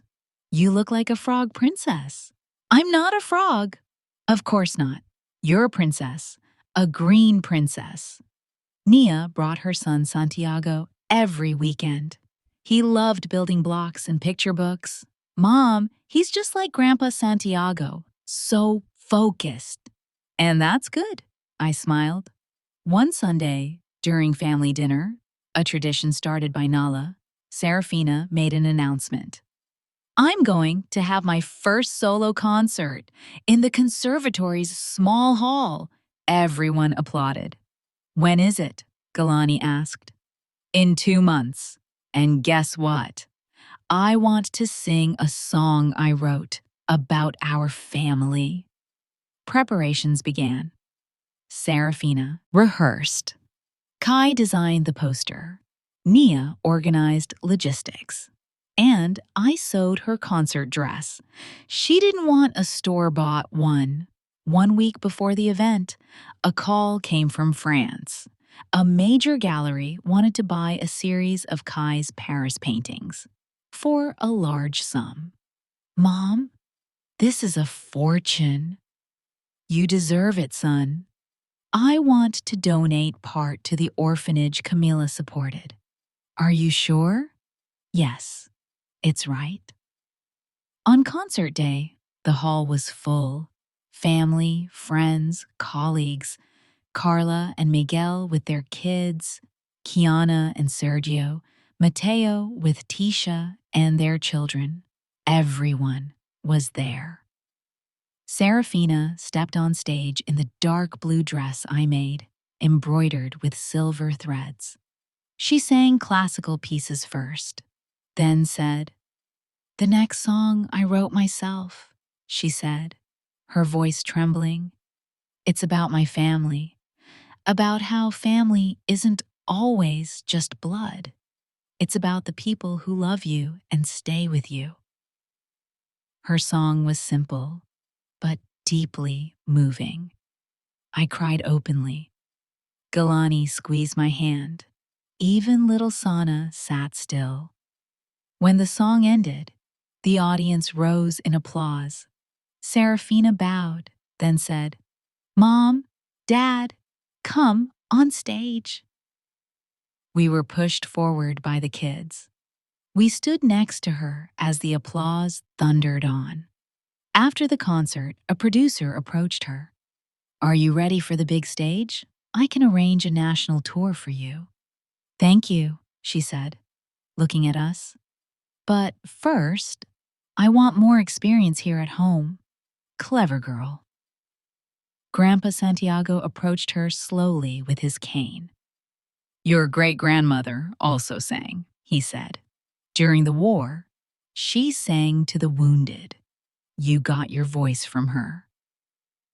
That night, after everyone left, we sat drinking tea. Then Nia said, "Mom, tell us about your first marriage, the truth. We're adults now." I looked at Galani and he nodded. So I told them everything. How I hid inside a closet to prank Mateo. How I overheard Camilla's entire scheme. How I escaped. How I rebuilt. How I forgave. The children stared, wide-eyed. Mom, Mateo was your husband? That Mateo? Kai asked. Yes. And you forgave him after that? Serafina asked. Yes. Mom, you're a hero. I could never. You could. You're my children. And Dad knew? Nia asked. From day one, Galani answered. Your mother was honest, and I loved her for it. Little Sana, half asleep, murmured, Why did Mom hide in the closet? Everyone laughed. She wanted to play a trick. I smiled. That's silly, Sana said seriously. Closets are dusty. And you're right, I replied. You should never hide from anything. Another year passed. I turned 50. Half a century, I cried dramatically. Mom, we have to celebrate, Serafina insisted. No big parties. Then we'll all go to the beach. Everyone loved the idea. We rented a large house on the Gulf Coast. 2 weeks of sun, sea, volleyball, bonfires, songs with Kai's guitar, and happiness. On the last night, we held a special dinner. Galani raised his glass. To my beloved wife. 50 is not age, it's experience. Thank you for 25 years together. For our children, for being the woman you are. My father added. And as a father, I must say, Luciana exceeded all my expectations. Not just my daughter, but my friend. My support. Her mother would be proud. Then Nia stood up. We're expecting our second child. Applause erupted. That's a better birthday gift than any, I laughed. And I have news too, Serafina said. I've been invited to La Scala for a scholarship. Everyone gasped. Then Kai. I've been offered a commission to paint a chapel in New Orleans. Really? Galani laughed. You all saved the news for the same day? Yes, they said in unison. That night, I couldn't sleep. I walked alone to the shore. The moon shone on the water. Galani joined me, wrapping his arms around me. Thinking too much? He whispered. It goes so fast. The kids grow up. We grow older. That's life. Don't you regret it? Regret what? Meeting me with all my baggage. He turned me toward him. Luciana, your past made you who you are. And I fell in love with exactly that. We stayed there, listening to the waves. My mother always said, Don't fear difficulty. It makes you stronger, I murmured. She was a wise woman. She was.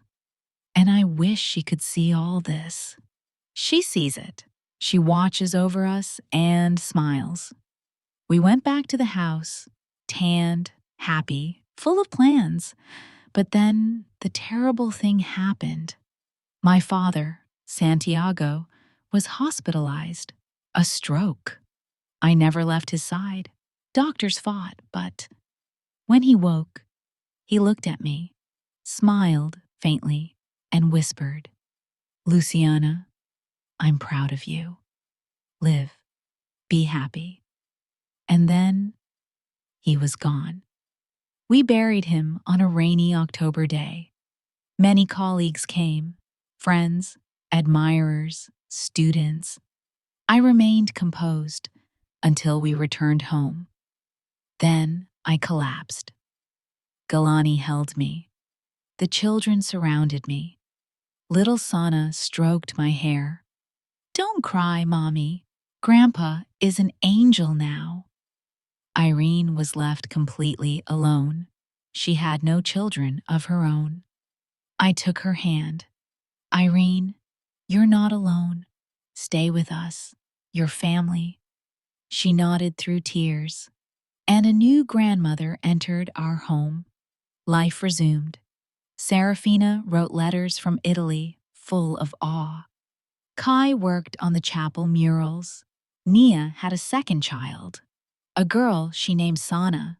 Mom, look! She looks like you! All babies look alike, I joked, remembering Irene. Then a letter arrived from the notary. My father, Santiago, had left a will. His assets were divided among me and the grandchildren. And one special clause, a fund named after my mother, Nia Vargas Fund for Women Engineers, providing scholarships for young women studying engineering. Daddy, I whispered, crying over the documents. Even after death, you're still giving. On New Year's Eve, Serafina returned from Italy, radiant. Mom, Italy is beautiful, but there's no place like home. We spent New Year's Eve together, the entire family. When midnight came, I made a simple wish, that everyone stays healthy and happy. I looked around the table, my husband, my children, my grandchildren, Irene, and realized, despite all the pain, despite betrayal, despite loss, I was happy, deeply, truly happy. After the New Year celebration, life returned to its peaceful rhythm. Months passed, and the house was once again full of music, laughter, work, and the steady flow of everyday life. But destiny, as always, had more turns prepared. One spring morning, I received an unexpected phone call. It was Kiana. Luciana, something happened. Can we come over? Of course. What's wrong? Her voice trembled slightly. It's Dad, Mateo. He wants to see you. He says it's important. A strange premonition shivered through me. Within an hour, Mateo, Tisha, their children, and Kiana arrived at my house. Mateo looked older, not just physically, but in his eyes. But there was peace in them. He sat on my porch and asked to speak privately. I led him to the garden. What's going on? I asked gently. He took a deep breath. My mother. Camila's belongings were delivered to me today. Some things were meant for me, some for Kiana, and one letter was addressed to you. She left it with her lawyer, but he insisted it be given only through me. My heart tightened. I already had the letter she left me at the hospital. What more could she have wanted to say? Mateo handed me an envelope. Luciana, I also want to apologize again. Not for what happened. We've talked about that. But for what my mother's choices put you through. And for who I was back then, before I grew up. I nodded slowly. Mateo, you already apologized, and life moved on for both of us. I know. And thank you for allowing me that. It's because of you that I became a better man and a better father.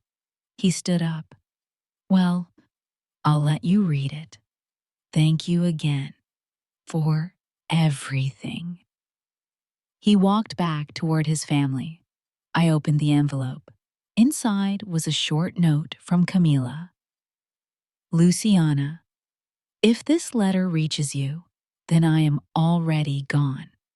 I wanted Mateo to deliver it because he, too, deserved closure. Thank you for giving him life again and for giving me a chance to leave this world in peace. I'm sorry for everything. Yours, Camila. Just a few lines. but they carried the weight of an entire lifetime. I closed my eyes and allowed the wind to carry the words away. A chapter had firmly closed. My heart felt lighter. Later, when everyone left, Galani came to my side. "What did she say?" he asked softly. "Just goodbye," I whispered. "A goodbye with peace." He wrapped an arm around me. "That's enough." "Yes," I said. "It is." Months passed. Life flowed the way life always does. Sometimes slow, sometimes fast, sometimes with storms, sometimes with gentle breezes. Serafina, after her success in Italy, continued her vocal studies and began performing in small theaters. Kai worked tirelessly on the chapel murals. Nia prepared for the arrival of her second child. Our home remained warm, full, overflowing with love and the noise of grandchildren and teenagers. One afternoon, while I was working in my home office, little Sana burst in with her hair messy, cheeks flushed. "Mommy! Mommy!" "What is it, my love?" She pointed toward the backyard. "Dad says, come quick. It's important." I rushed outside. There, under the golden afternoon sun, stood Galani, holding something behind his back. "What's going on?" I asked, half laughing. He stepped closer. "I thought," he said with a mischievous smile, "that after everything we've lived, we should renew our vows."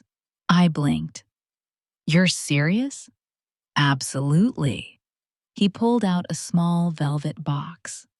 "But this time," he said gently, "I wanted to be the one to surprise you." Inside was a new ring. Simple, elegant, perfect. "Luciana," he said softly, "thank you for every day, for every lesson, for every joy, for our children, and for choosing me once, and then every day after."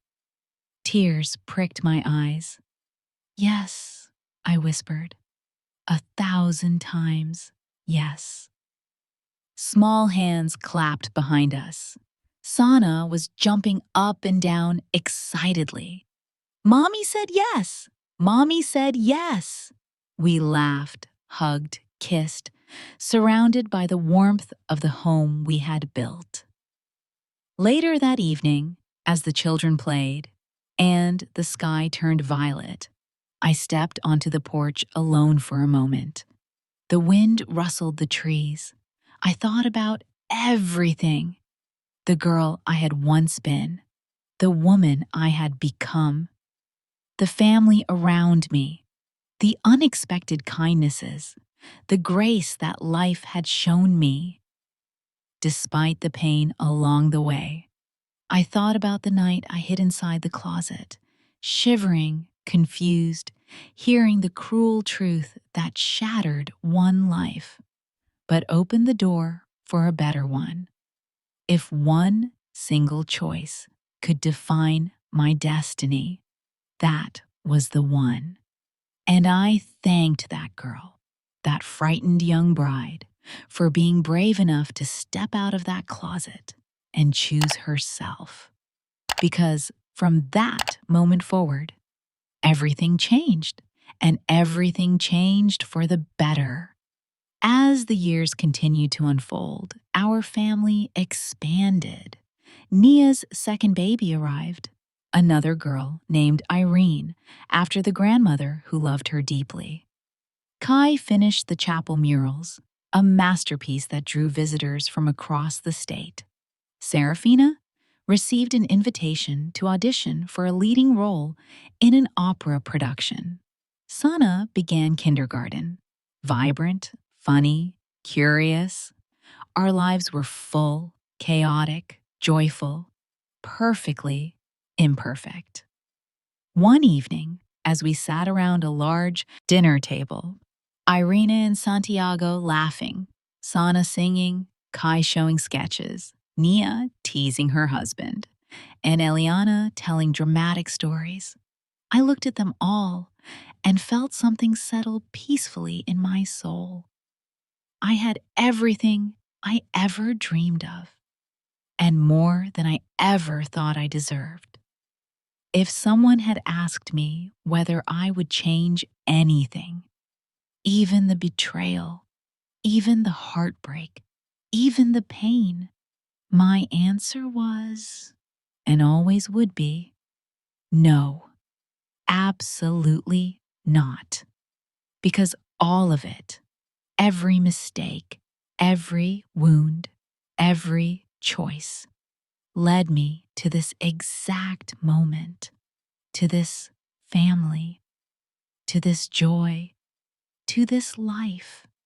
And as I sat there, surrounded by love, I whispered silently to the universe, "Thank you." My life felt like a dream come true, one of those dreams you fear waking up from. I was about to marry Julian, the man I had imagined for years as the father of my children, my life partner, my safest haven. Everything was prepared with care. The flowers, the menu, the music, even the small details only we understood. My mother cried tears of joy as I stood before the mirror in my white gown, believing I had finally found true happiness. What I didn't know was that this wedding, meant to seal a love story, would instead mark the beginning of my greatest tragedy. From the start, I knew I couldn't walk down the aisle without my best friend, Laura Jenkins, by my side. She was more than a friend. She was my soul sister, my confidant, the only person who knew every corner of my heart. That's why I chose her as my maid of honor, without a second thought. No one questioned it. Everyone knew how deep our connection was.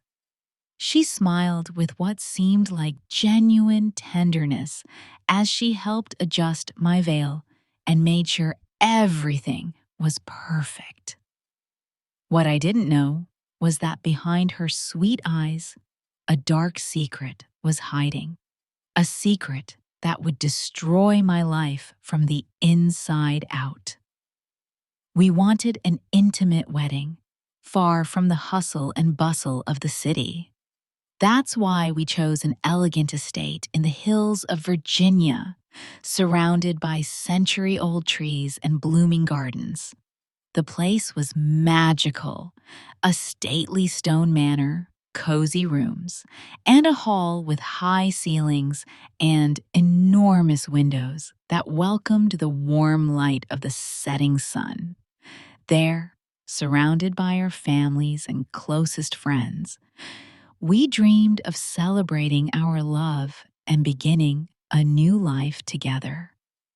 Nothing seemed out of place. Everything felt harmonious. But that same place would soon witness the most painful collapse of my existence. We had rented the entire estate for the weekend, so our parents and the wedding party could stay the night before and after the ceremony. We wanted it to be more than just an event. We wanted it to be a moment of togetherness, shared laughter, and joyful anticipation. The night before, we all had dinner on the patio, lit by soft string lights with gentle music playing and glasses of wine in our hands. Julian seemed calm, even affectionate, and Laura never left my side, just like always. No one suspected that beneath all that calm, a storm was brewing that would change our lives forever. That night, I went to bed with a heart full of hope, replaying every moment in my mind, convinced I had finally found happiness. I fell asleep late, nervous but happy. picturing the moment I would walk toward Julian in my white dress. The next morning, the first rays of sunlight came through the window, and I woke with an energy I hadn't felt since childhood. Laura was the first to enter my room, bringing breakfast with a smile that I now recognize as a mask. I felt grateful, excited, and secure. I couldn't have known that nothing around me was real anymore. When it was time, my father took my arm and we walked toward the garden where everyone was waiting. The soft sound of string instruments, the white petals scattered along the path, the tearful eyes of our loved ones. Everything looked as if it had been taken from a storybook.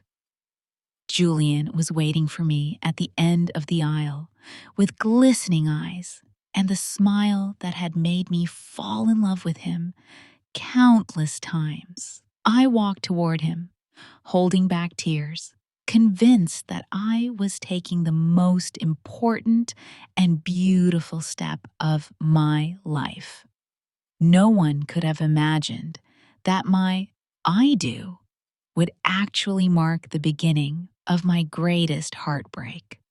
When the officiant asked if we accepted to join our lives, I didn't hesitate for a second. My voice was shaky but firm as I said, I do. My eyes full of love as I looked at Julian. He also said, I do, with a smile. Though for a moment, I thought his expression dimmed right after the words left his lips. I assumed it was nerves. Everyone feels a little anxious when taking such a big step. We kissed to the sound of applause, surrounded by white flowers and tears of emotion. In that instant, I believed everything had been worth it, that our love was real. The celebration unfolded exactly as we had imagined, intimate, elegant, full of joy. We ate under a starry sky with soft music playing in the background and candles glowing at every table. There were moments of laughter, stories, and warm embraces that felt sincere, as if we were all part of something eternal. Julian spoke with our guests, laughing and mingling, but there was a subtle distance in the way he looked at me. I didn't want to dwell on it. I assumed he was simply tired from all the planning, so I decided to enjoy every second of the night. My father stood up, emotional, to toast our union. He spoke about how proud he was of me and how he had watched our love grow. Everyone applauded, and Julian raised his glass with a smile that didn't reach his eyes, as if he were forcing the emotion. I looked at him, searching for the familiar spark, but all I found was a strange silence in his gaze. I told myself I was being too sensitive, that I shouldn't look for problems where none existed. But deep down, something inside me had begun to crack, even if I didn't realize it yet. After the party, we went up to the bridal suite, a warm, elegant space we had decorated with flowers and candles to make it unforgettable. My heart pounded with a mix of excitement and nerves as I imagined how special this night, our first as husband and wife, would be. I closed the door gently, wanting to savor the intimacy of the moment, believing we were about to seal our story with love. Julian placed his watch on the nightstand, took off his shoes without looking at me, and let out a heavy sigh. I walked toward him to hug him, and that's when I heard it. I'm tired, he said, not meeting my eyes, his tone dry and flat, as if my presence meant nothing. I froze, trying to decide whether it was a joke or if something had happened without my noticing. But his face was serious, distant. and completely devoid of emotion or desire. He turned his back to me, unbuttoned his shirt, and walked straight to the twin bed in the corner of the room. He didn't say goodnight. He didn't turn around. He simply switched off the light, leaving the room in a silence that hurt more than any scream ever could. I sat on the edge of the marriage bed, unsure of what to do with my body or my thoughts, feeling invisible on the most important night of my life. I waited, minutes that felt like hours, for a gesture, a word, an explanation. But all I could hear was his quiet breathing from the other side of the room. I slowly lay down on the bed, holding back my tears, trying not to make a sound so I wouldn't seem pathetic.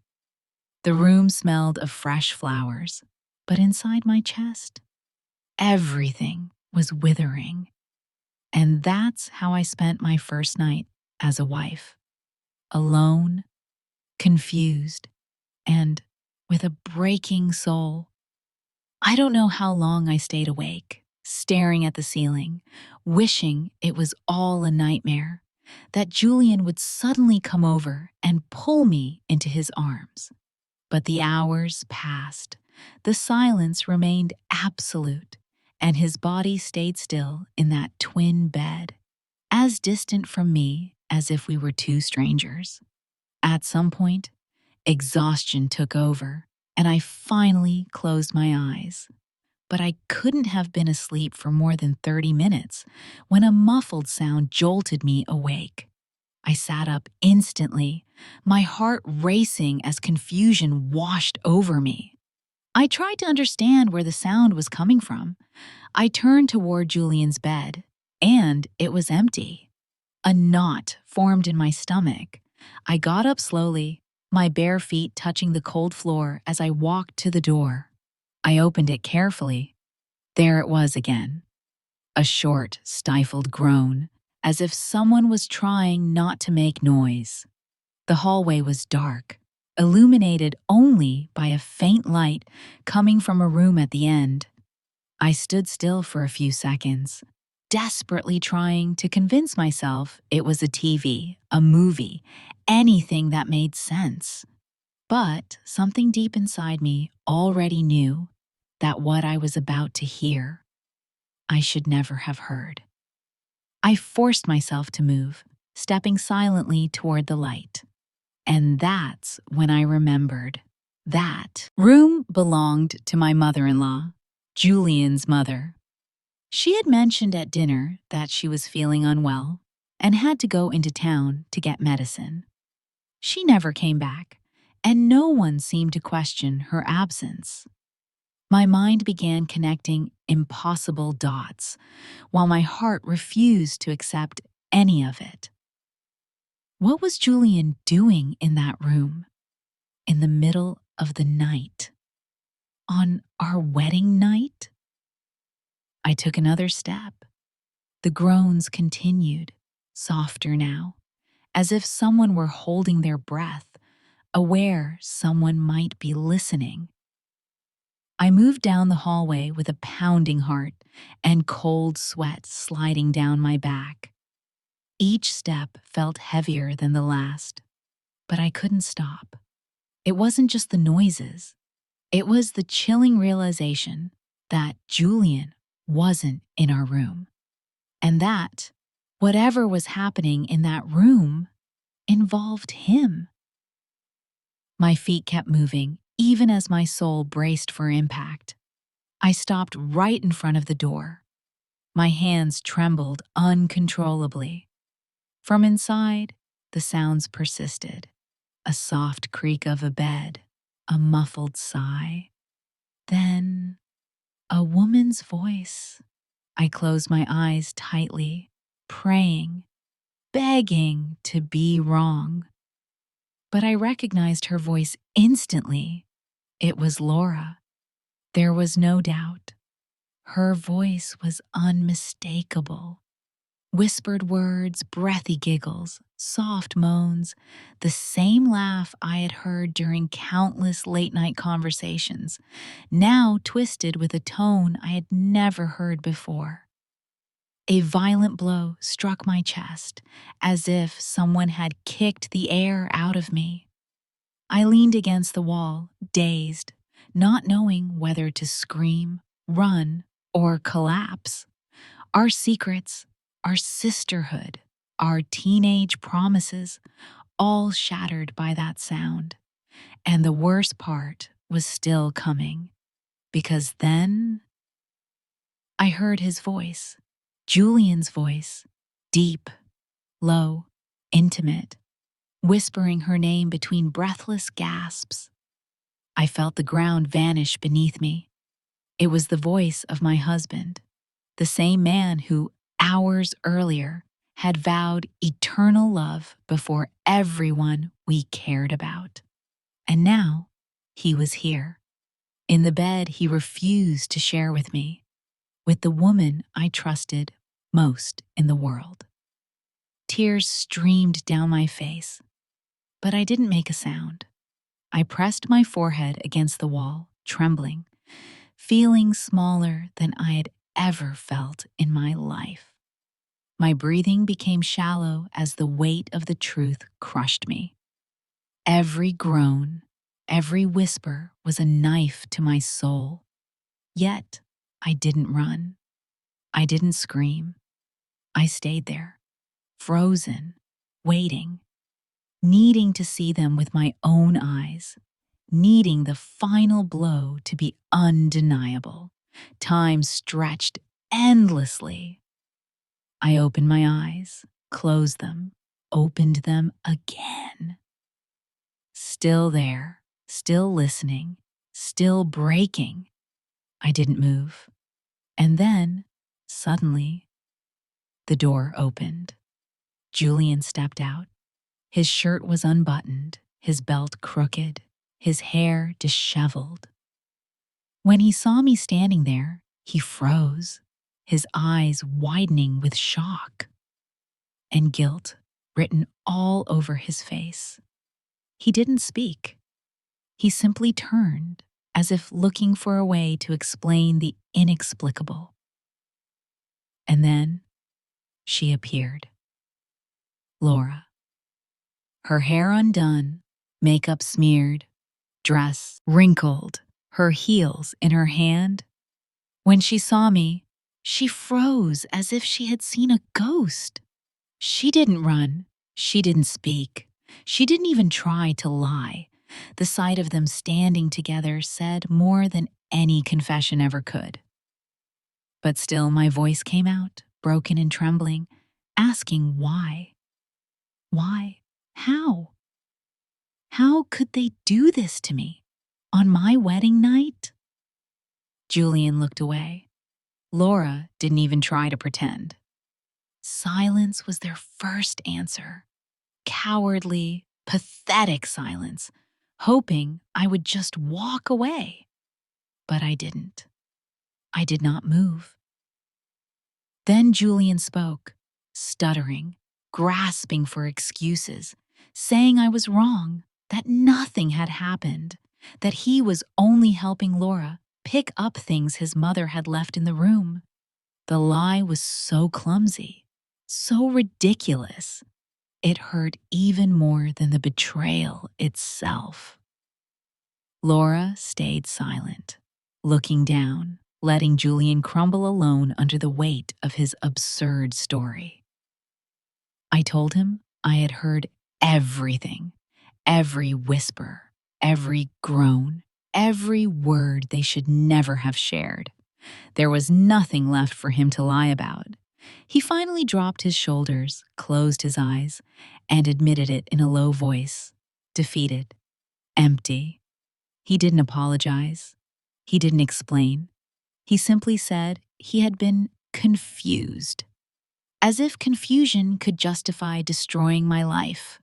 Laura burst into tears the moment she heard him admit it. She covered her face and repeated, over and over that she was sorry, that she never meant to hurt me, that she didn't know how things had gotten so far. Her tears meant nothing to me. Too late. Far too late. She was no longer my friend, not even a stranger. She was a threat, an empty shell. And beside her stood a man I no longer recognized. Something inside me shattered into a million pieces. My legs trembled, my chest burned, my breath felt like it was being stolen from me. But no more tears came, only a dry, muted rage that scorched everything inside me. My wedding night had become a nightmare, and I was no longer the woman who walked down that aisle. I said nothing more. I turned away, went to my room, gathered my things with trembling hands, and walked out, my gown still on, my face burning, my soul in ruins. No one followed me. I walked across the garden barefoot, numb to the cold, numb to the fog creeping across the ground. I just needed to get away, to disappear, to breathe air that wasn't a lie. And so I left, without goodbye, without explanations, with a shattered heart, but my dignity intact. I walked for hours with no destination, down empty roads, my dress dragging through the dirt and my makeup fading into a sad shadow beneath my eyes. No one passed by. No one asked anything. And in a strange way, I was grateful that the world kept turning without knowing about my tragedy. I sat on a bench beside a dry field, shivering from the cold, replaying what I had heard and seen over and over again. I didn't understand when everything had gone so wrong. It was my wedding night, and yet, there I was, alone, broken, and lost. When the sky began to lighten, exhaustion guided me back toward the estate more than any conscious decision. The building was still quiet, asleep under the soft dawn light, as if nothing had happened. I slipped in through the back door, silent as an intruder in the place that had, just hours earlier, been the scene of my supposed happiness. I didn't know exactly what I intended to do, but something inside me needed closure. I couldn't leave without telling the truth. The dining room overflowed with soft voices, fruit platters, coffee mugs, and the smiles of people who believed everything was normal. My parents, my in-laws, the wedding party. Everyone chatted without a clue about the disaster that had unfolded in the dark. I stood unnoticed in the doorway, feeling a cold anger rise within me at the sight of their comfortable ignorance. No one asked about me. No one seemed to have noticed my disappearance. I wiped my face quietly, entered the room, and asked for their attention. My voice was firm, calmer than I felt inside, as I asked everyone to gather in the main living room. I didn't want drama. I didn't want to drag anything out. I had something to say, and I wasn't going to wait. My father looked concerned. My mother stood immediately. One by one, everyone followed, confused and expectant. I looked around the room. No Julian, no Laura. That silence, that absence, said everything. My parents sensed it and watched me with apprehension, as if bracing for a revelation none of us could undo. And then, without trembling, I spoke. I thanked them for being there on what should have been the happiest day of my life. Then, without hesitation, I told them the truth, that I had found Julian and Laura together in his mother's room on my wedding night, betraying me without shame or remorse. I heard gasps, saw brows furrow, faces tightened. Disbelief washed over the room, but my voice didn't waver because, for the first time in hours, I felt myself regaining control. Silence swept over the room like a wave washing away everything in its path. No one reacted at first. My mother covered her mouth. My in-laws lowered their eyes, unable to withstand the weight of their son's disgrace. Some people rose from their seats. Others simply stared at me, stunned. No one said I was lying. No one defended them. Deep down, they all knew I wasn't capable of inventing something so devastating. With a clear voice, I announced that I intended to annul the marriage, that I wanted nothing to do with Julian or Laura ever again, and that I hoped no one would try to persuade me otherwise. I didn't want pity or consolation, only respect. My father stood up and wrapped his arms around me, silently, firmly, his embrace saying what words couldn't, that he was proud of me. No one applauded. No one objected. They let me go. As I left the room, I heard my mother-in-law crying softly, and her husband trying in vain to comfort her. My own parents had reddened eyes, not from sadness, but from helpless anger, from failing to protect me from something so cruel. I felt as if I were leaving behind not just a wedding, but a version of myself that had ceased to exist. Disappointment hung in the air like a bitter perfume, and in the middle of it all, I walked away. I left the estate without looking back, taking nothing with me except my dignity, the only part of me that remained unbroken. My white dress was stained with dirt, tears, and a story I no longer wanted to belong to. I walked toward the road with my head held high, like someone who has survived a storm without losing her soul. I didn't answer calls, messages, or questions. That chapter was dead to me. When I got home, with my heart still raw, I contacted a lawyer and filed for divorce immediately. I wanted no reflection period, no family discussions, no second chances. I wanted the chapter closed with the same firmness with which it had been destroyed. I submitted the paperwork and refused to see Julian, not to talk, not even to sign. I was not the same woman who had said, "I do," at that altar. Weeks later, I learned that Julian had moved in with Laura, as if their betrayal had always been some grand romantic plan. They walked around together as though nothing had happened, as though the harm they had caused me were irrelevant. He believed he had found true love, the kind that supposedly justifies the unjustifiable. But life always gives back what you plant. And the seed they planted didn't take long to rot. A few months later, rumors spread about constant arguments. Neighbors heard them screaming through the walls. Laura no longer smiled with confidence, and Julian spent hours outside just to avoid being near her.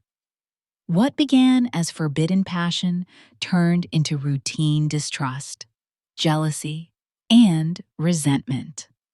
She had destroyed a friendship for a man who didn't know how to love anyone, and he was simply growing bored again. Then, one day, Julian disappeared. He left the apartment he shared with Laura without warning, leaving behind only a brief note and a lie.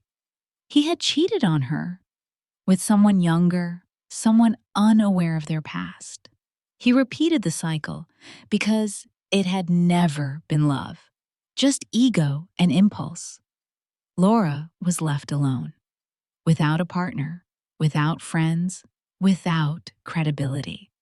She finally understood what she had done to me. She tried to reconnect with people, but she had no one left. No one forgets a betrayal like that. And for the first time, she tasted the loneliness she had condemned me to. I, on the other hand, decided to throw myself into my work, to rebuild myself from the inside out without seeking revenge or explanations. I opened my eyes to the world, surrounded myself with new people, and learned to make decisions from a place of calm rather than desperation.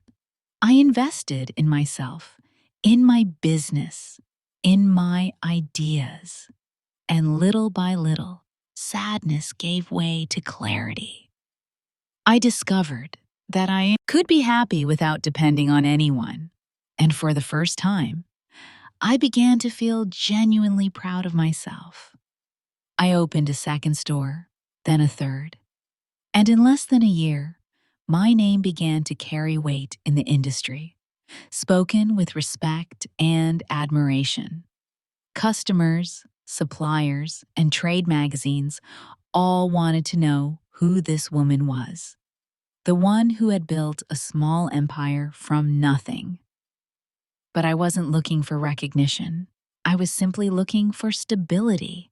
The independence I had always dreamed of was finally something I was building with my own hands, and no one could take it from me.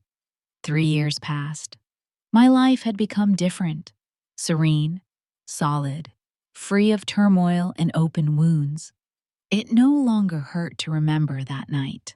Instead, it reminded me of how far I had come. I had left Julian, Laura, and everything they represented behind. I had learned to be alone without feeling empty. And just when I wasn't searching for anything, life surprised me.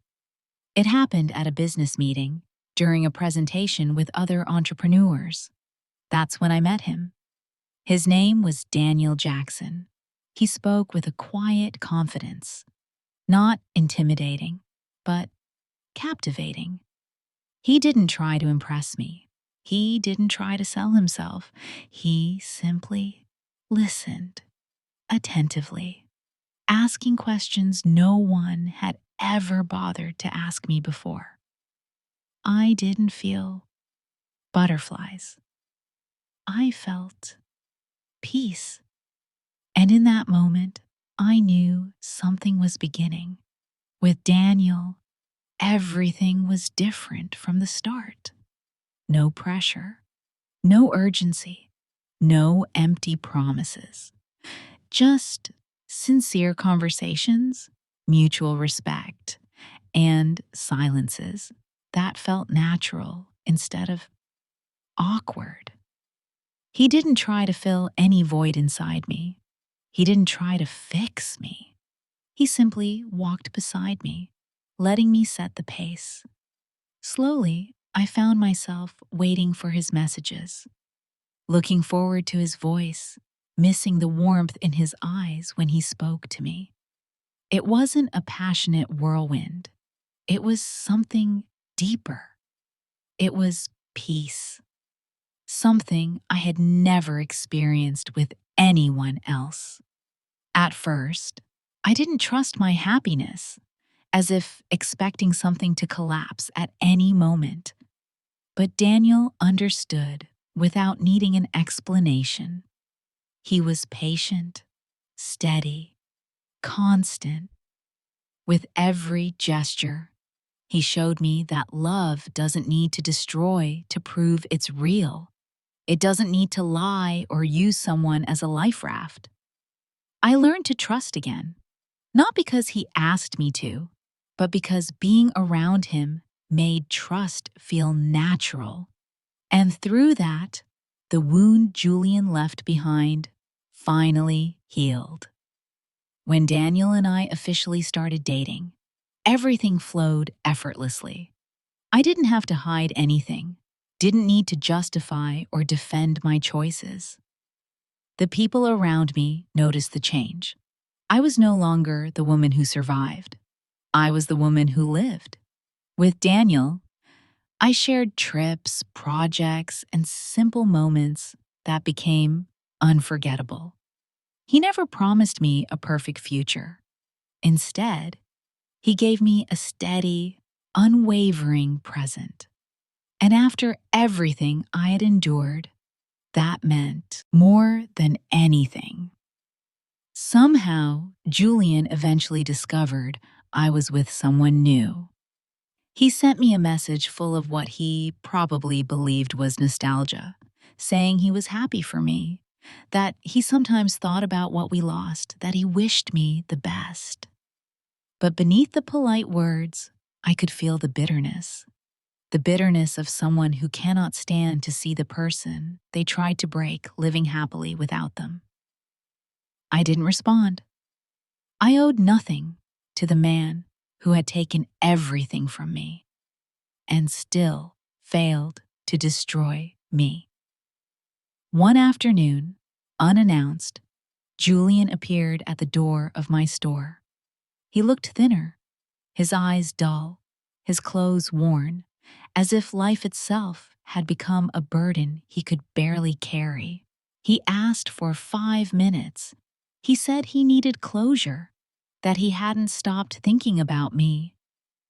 I looked at him with complete calm, no anger, no sadness. He no longer had the power to hurt me.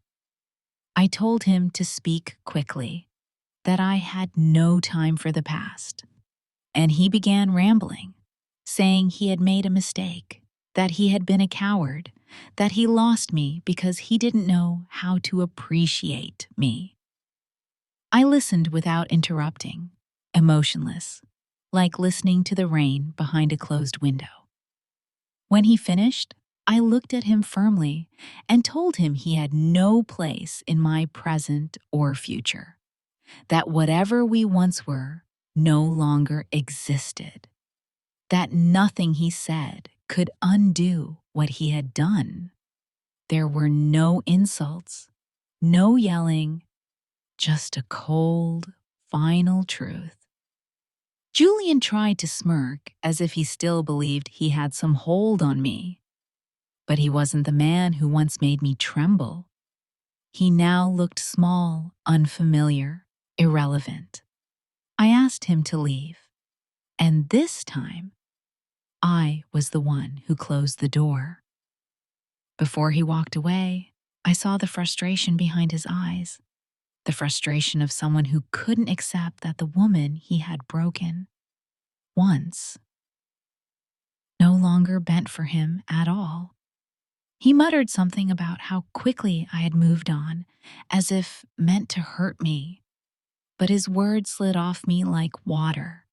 He left without a goodbye, his shoulders slumped, finally understanding he had lost me forever. When the silence returned, I sat at my desk and took a deep breath. A deep, clean, liberating breath. For the first time, I felt my life belonged entirely to me. I didn't feel triumph. I didn't feel revenge. I felt calm. The peace that comes only when you close a chapter without staining your hands. I was no longer a victim, no longer a survivor, no longer someone's ex-wife. I was myself, whole, peaceful, complete. Daniel came in a few minutes later, unaware of what had happened. When he saw me, he hugged me without asking anything. He offered presence, not questions, support, not interrogation, love, not pressure. I looked at him and understood. Life, with all its scars, had brought me exactly where I was meant to be. By his side, I didn't feel unsteady. I felt at home, and for the first time, I understood what true love really was. I realized that nothing in life is guaranteed. Even the love that seems most certain can shatter without warning. And loyalty doesn't always come from the people closest to you. But I also discovered that pain is not the end of anything. It is the beginning of something we cannot yet imagine. The ruins of who I once was became the perfect ground for rebuilding myself.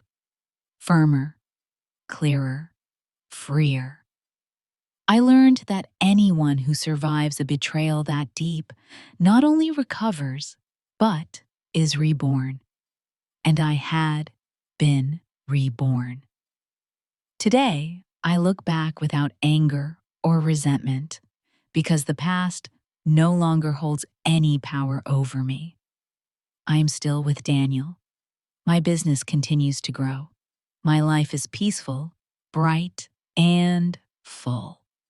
I no longer seek approval. I don't need to prove anything to anyone. I only need to be true to what I feel and who I am. This is not a story of revenge. It is a story of dignity. Because my happy ending didn't come from finding another person. It came from finding myself. I never saw Julian or Laura again, and I never needed to. Not because I forgave them, but because they no longer occupied any space inside me. Sometimes people ask me if I would trust someone again after what I went through, and I always give the same answer. Not only did I learn to trust again, I learned to choose better. Daniel didn't come to save me. He found me whole and chose me that way. I know my story isn't unique. Many women have been betrayed, humiliated, or abandoned just when they believed they had everything. But if I want to leave them with anything, it's this. Do not let yourself be broken by someone who doesn't know how to love. Do not stay where there is no respect. The strongest love you will ever have is the love you have for yourself. Everything else, when it comes, should only be a complement, never the center. Right now, I'm writing this from the terrace of my home with a cup of tea beside me. Daniel is sitting nearby, reading a book, while the sun begins to set slowly over the horizon. Peace doesn't sound like fireworks. It sounds like shared silence, mutual respect, and the simple certainty that nothing is missing. If you've ever thought that true love wasn't for you, let me tell you something. It doesn't arrive when you expect it. It arrives when you finally choose yourself. Sometimes, when I walk alone through the streets of my neighborhood, I stop in front of a storefront and catch my reflection. I no longer look for approval in my eyes or search for the kind of love I dreamed of as a child. I only look to recognize myself. And there I am, with scars, yes, but also with a strength I once mistook for weakness. I learned that pain breaks you, but it also rebuilds you. More conscious, more grounded, more you. I keep a box with memories from the day everything changed. Not to torture myself, but to remember how far I've come. Every dried flower, every photo, every detail from the dress is a reminder of the version of me that died that night and the woman who emerged from the ashes. I don't throw that box away. I honor it. Because without it, I wouldn't be here. Sometimes Daniel looks at me as if he cannot understand how someone once so wounded can love with such calm. And I smile, not because the past no longer hurts, but because it no longer controls me. Real love doesn't demand absurd sacrifices. It doesn't ask you to shrink yourself. It doesn't twist you into someone unrecognizable. True love begins when you decide to stop begging for affection, when you know that whoever chooses you must choose you freely. And so my story ends not with a kiss in the rain or a fairy tale wedding. It ends with a cup of tea, a hand to hold, and a peaceful heart. Because I finally understood. A real happy ending isn't finding the perfect man. It's becoming the woman who no longer needs to be saved. I never ran into Julian or Laura again, and I didn't need to. Not because I forgot, but because they no longer lived inside me. And now, if you're listening to this, did you like my story? And which city are you listening from? Let's meet in the comments. If you liked the story, you can support me by sending a super thanks so I can keep bringing more stories like this. Thank you so much for your sweet support. I am looking forward to your thoughts on the story. On the screen, you can see 2 new life stories that I highly recommend. There's so much more on my channel. Don't forget to subscribe. See you in the next life story. With love and respect.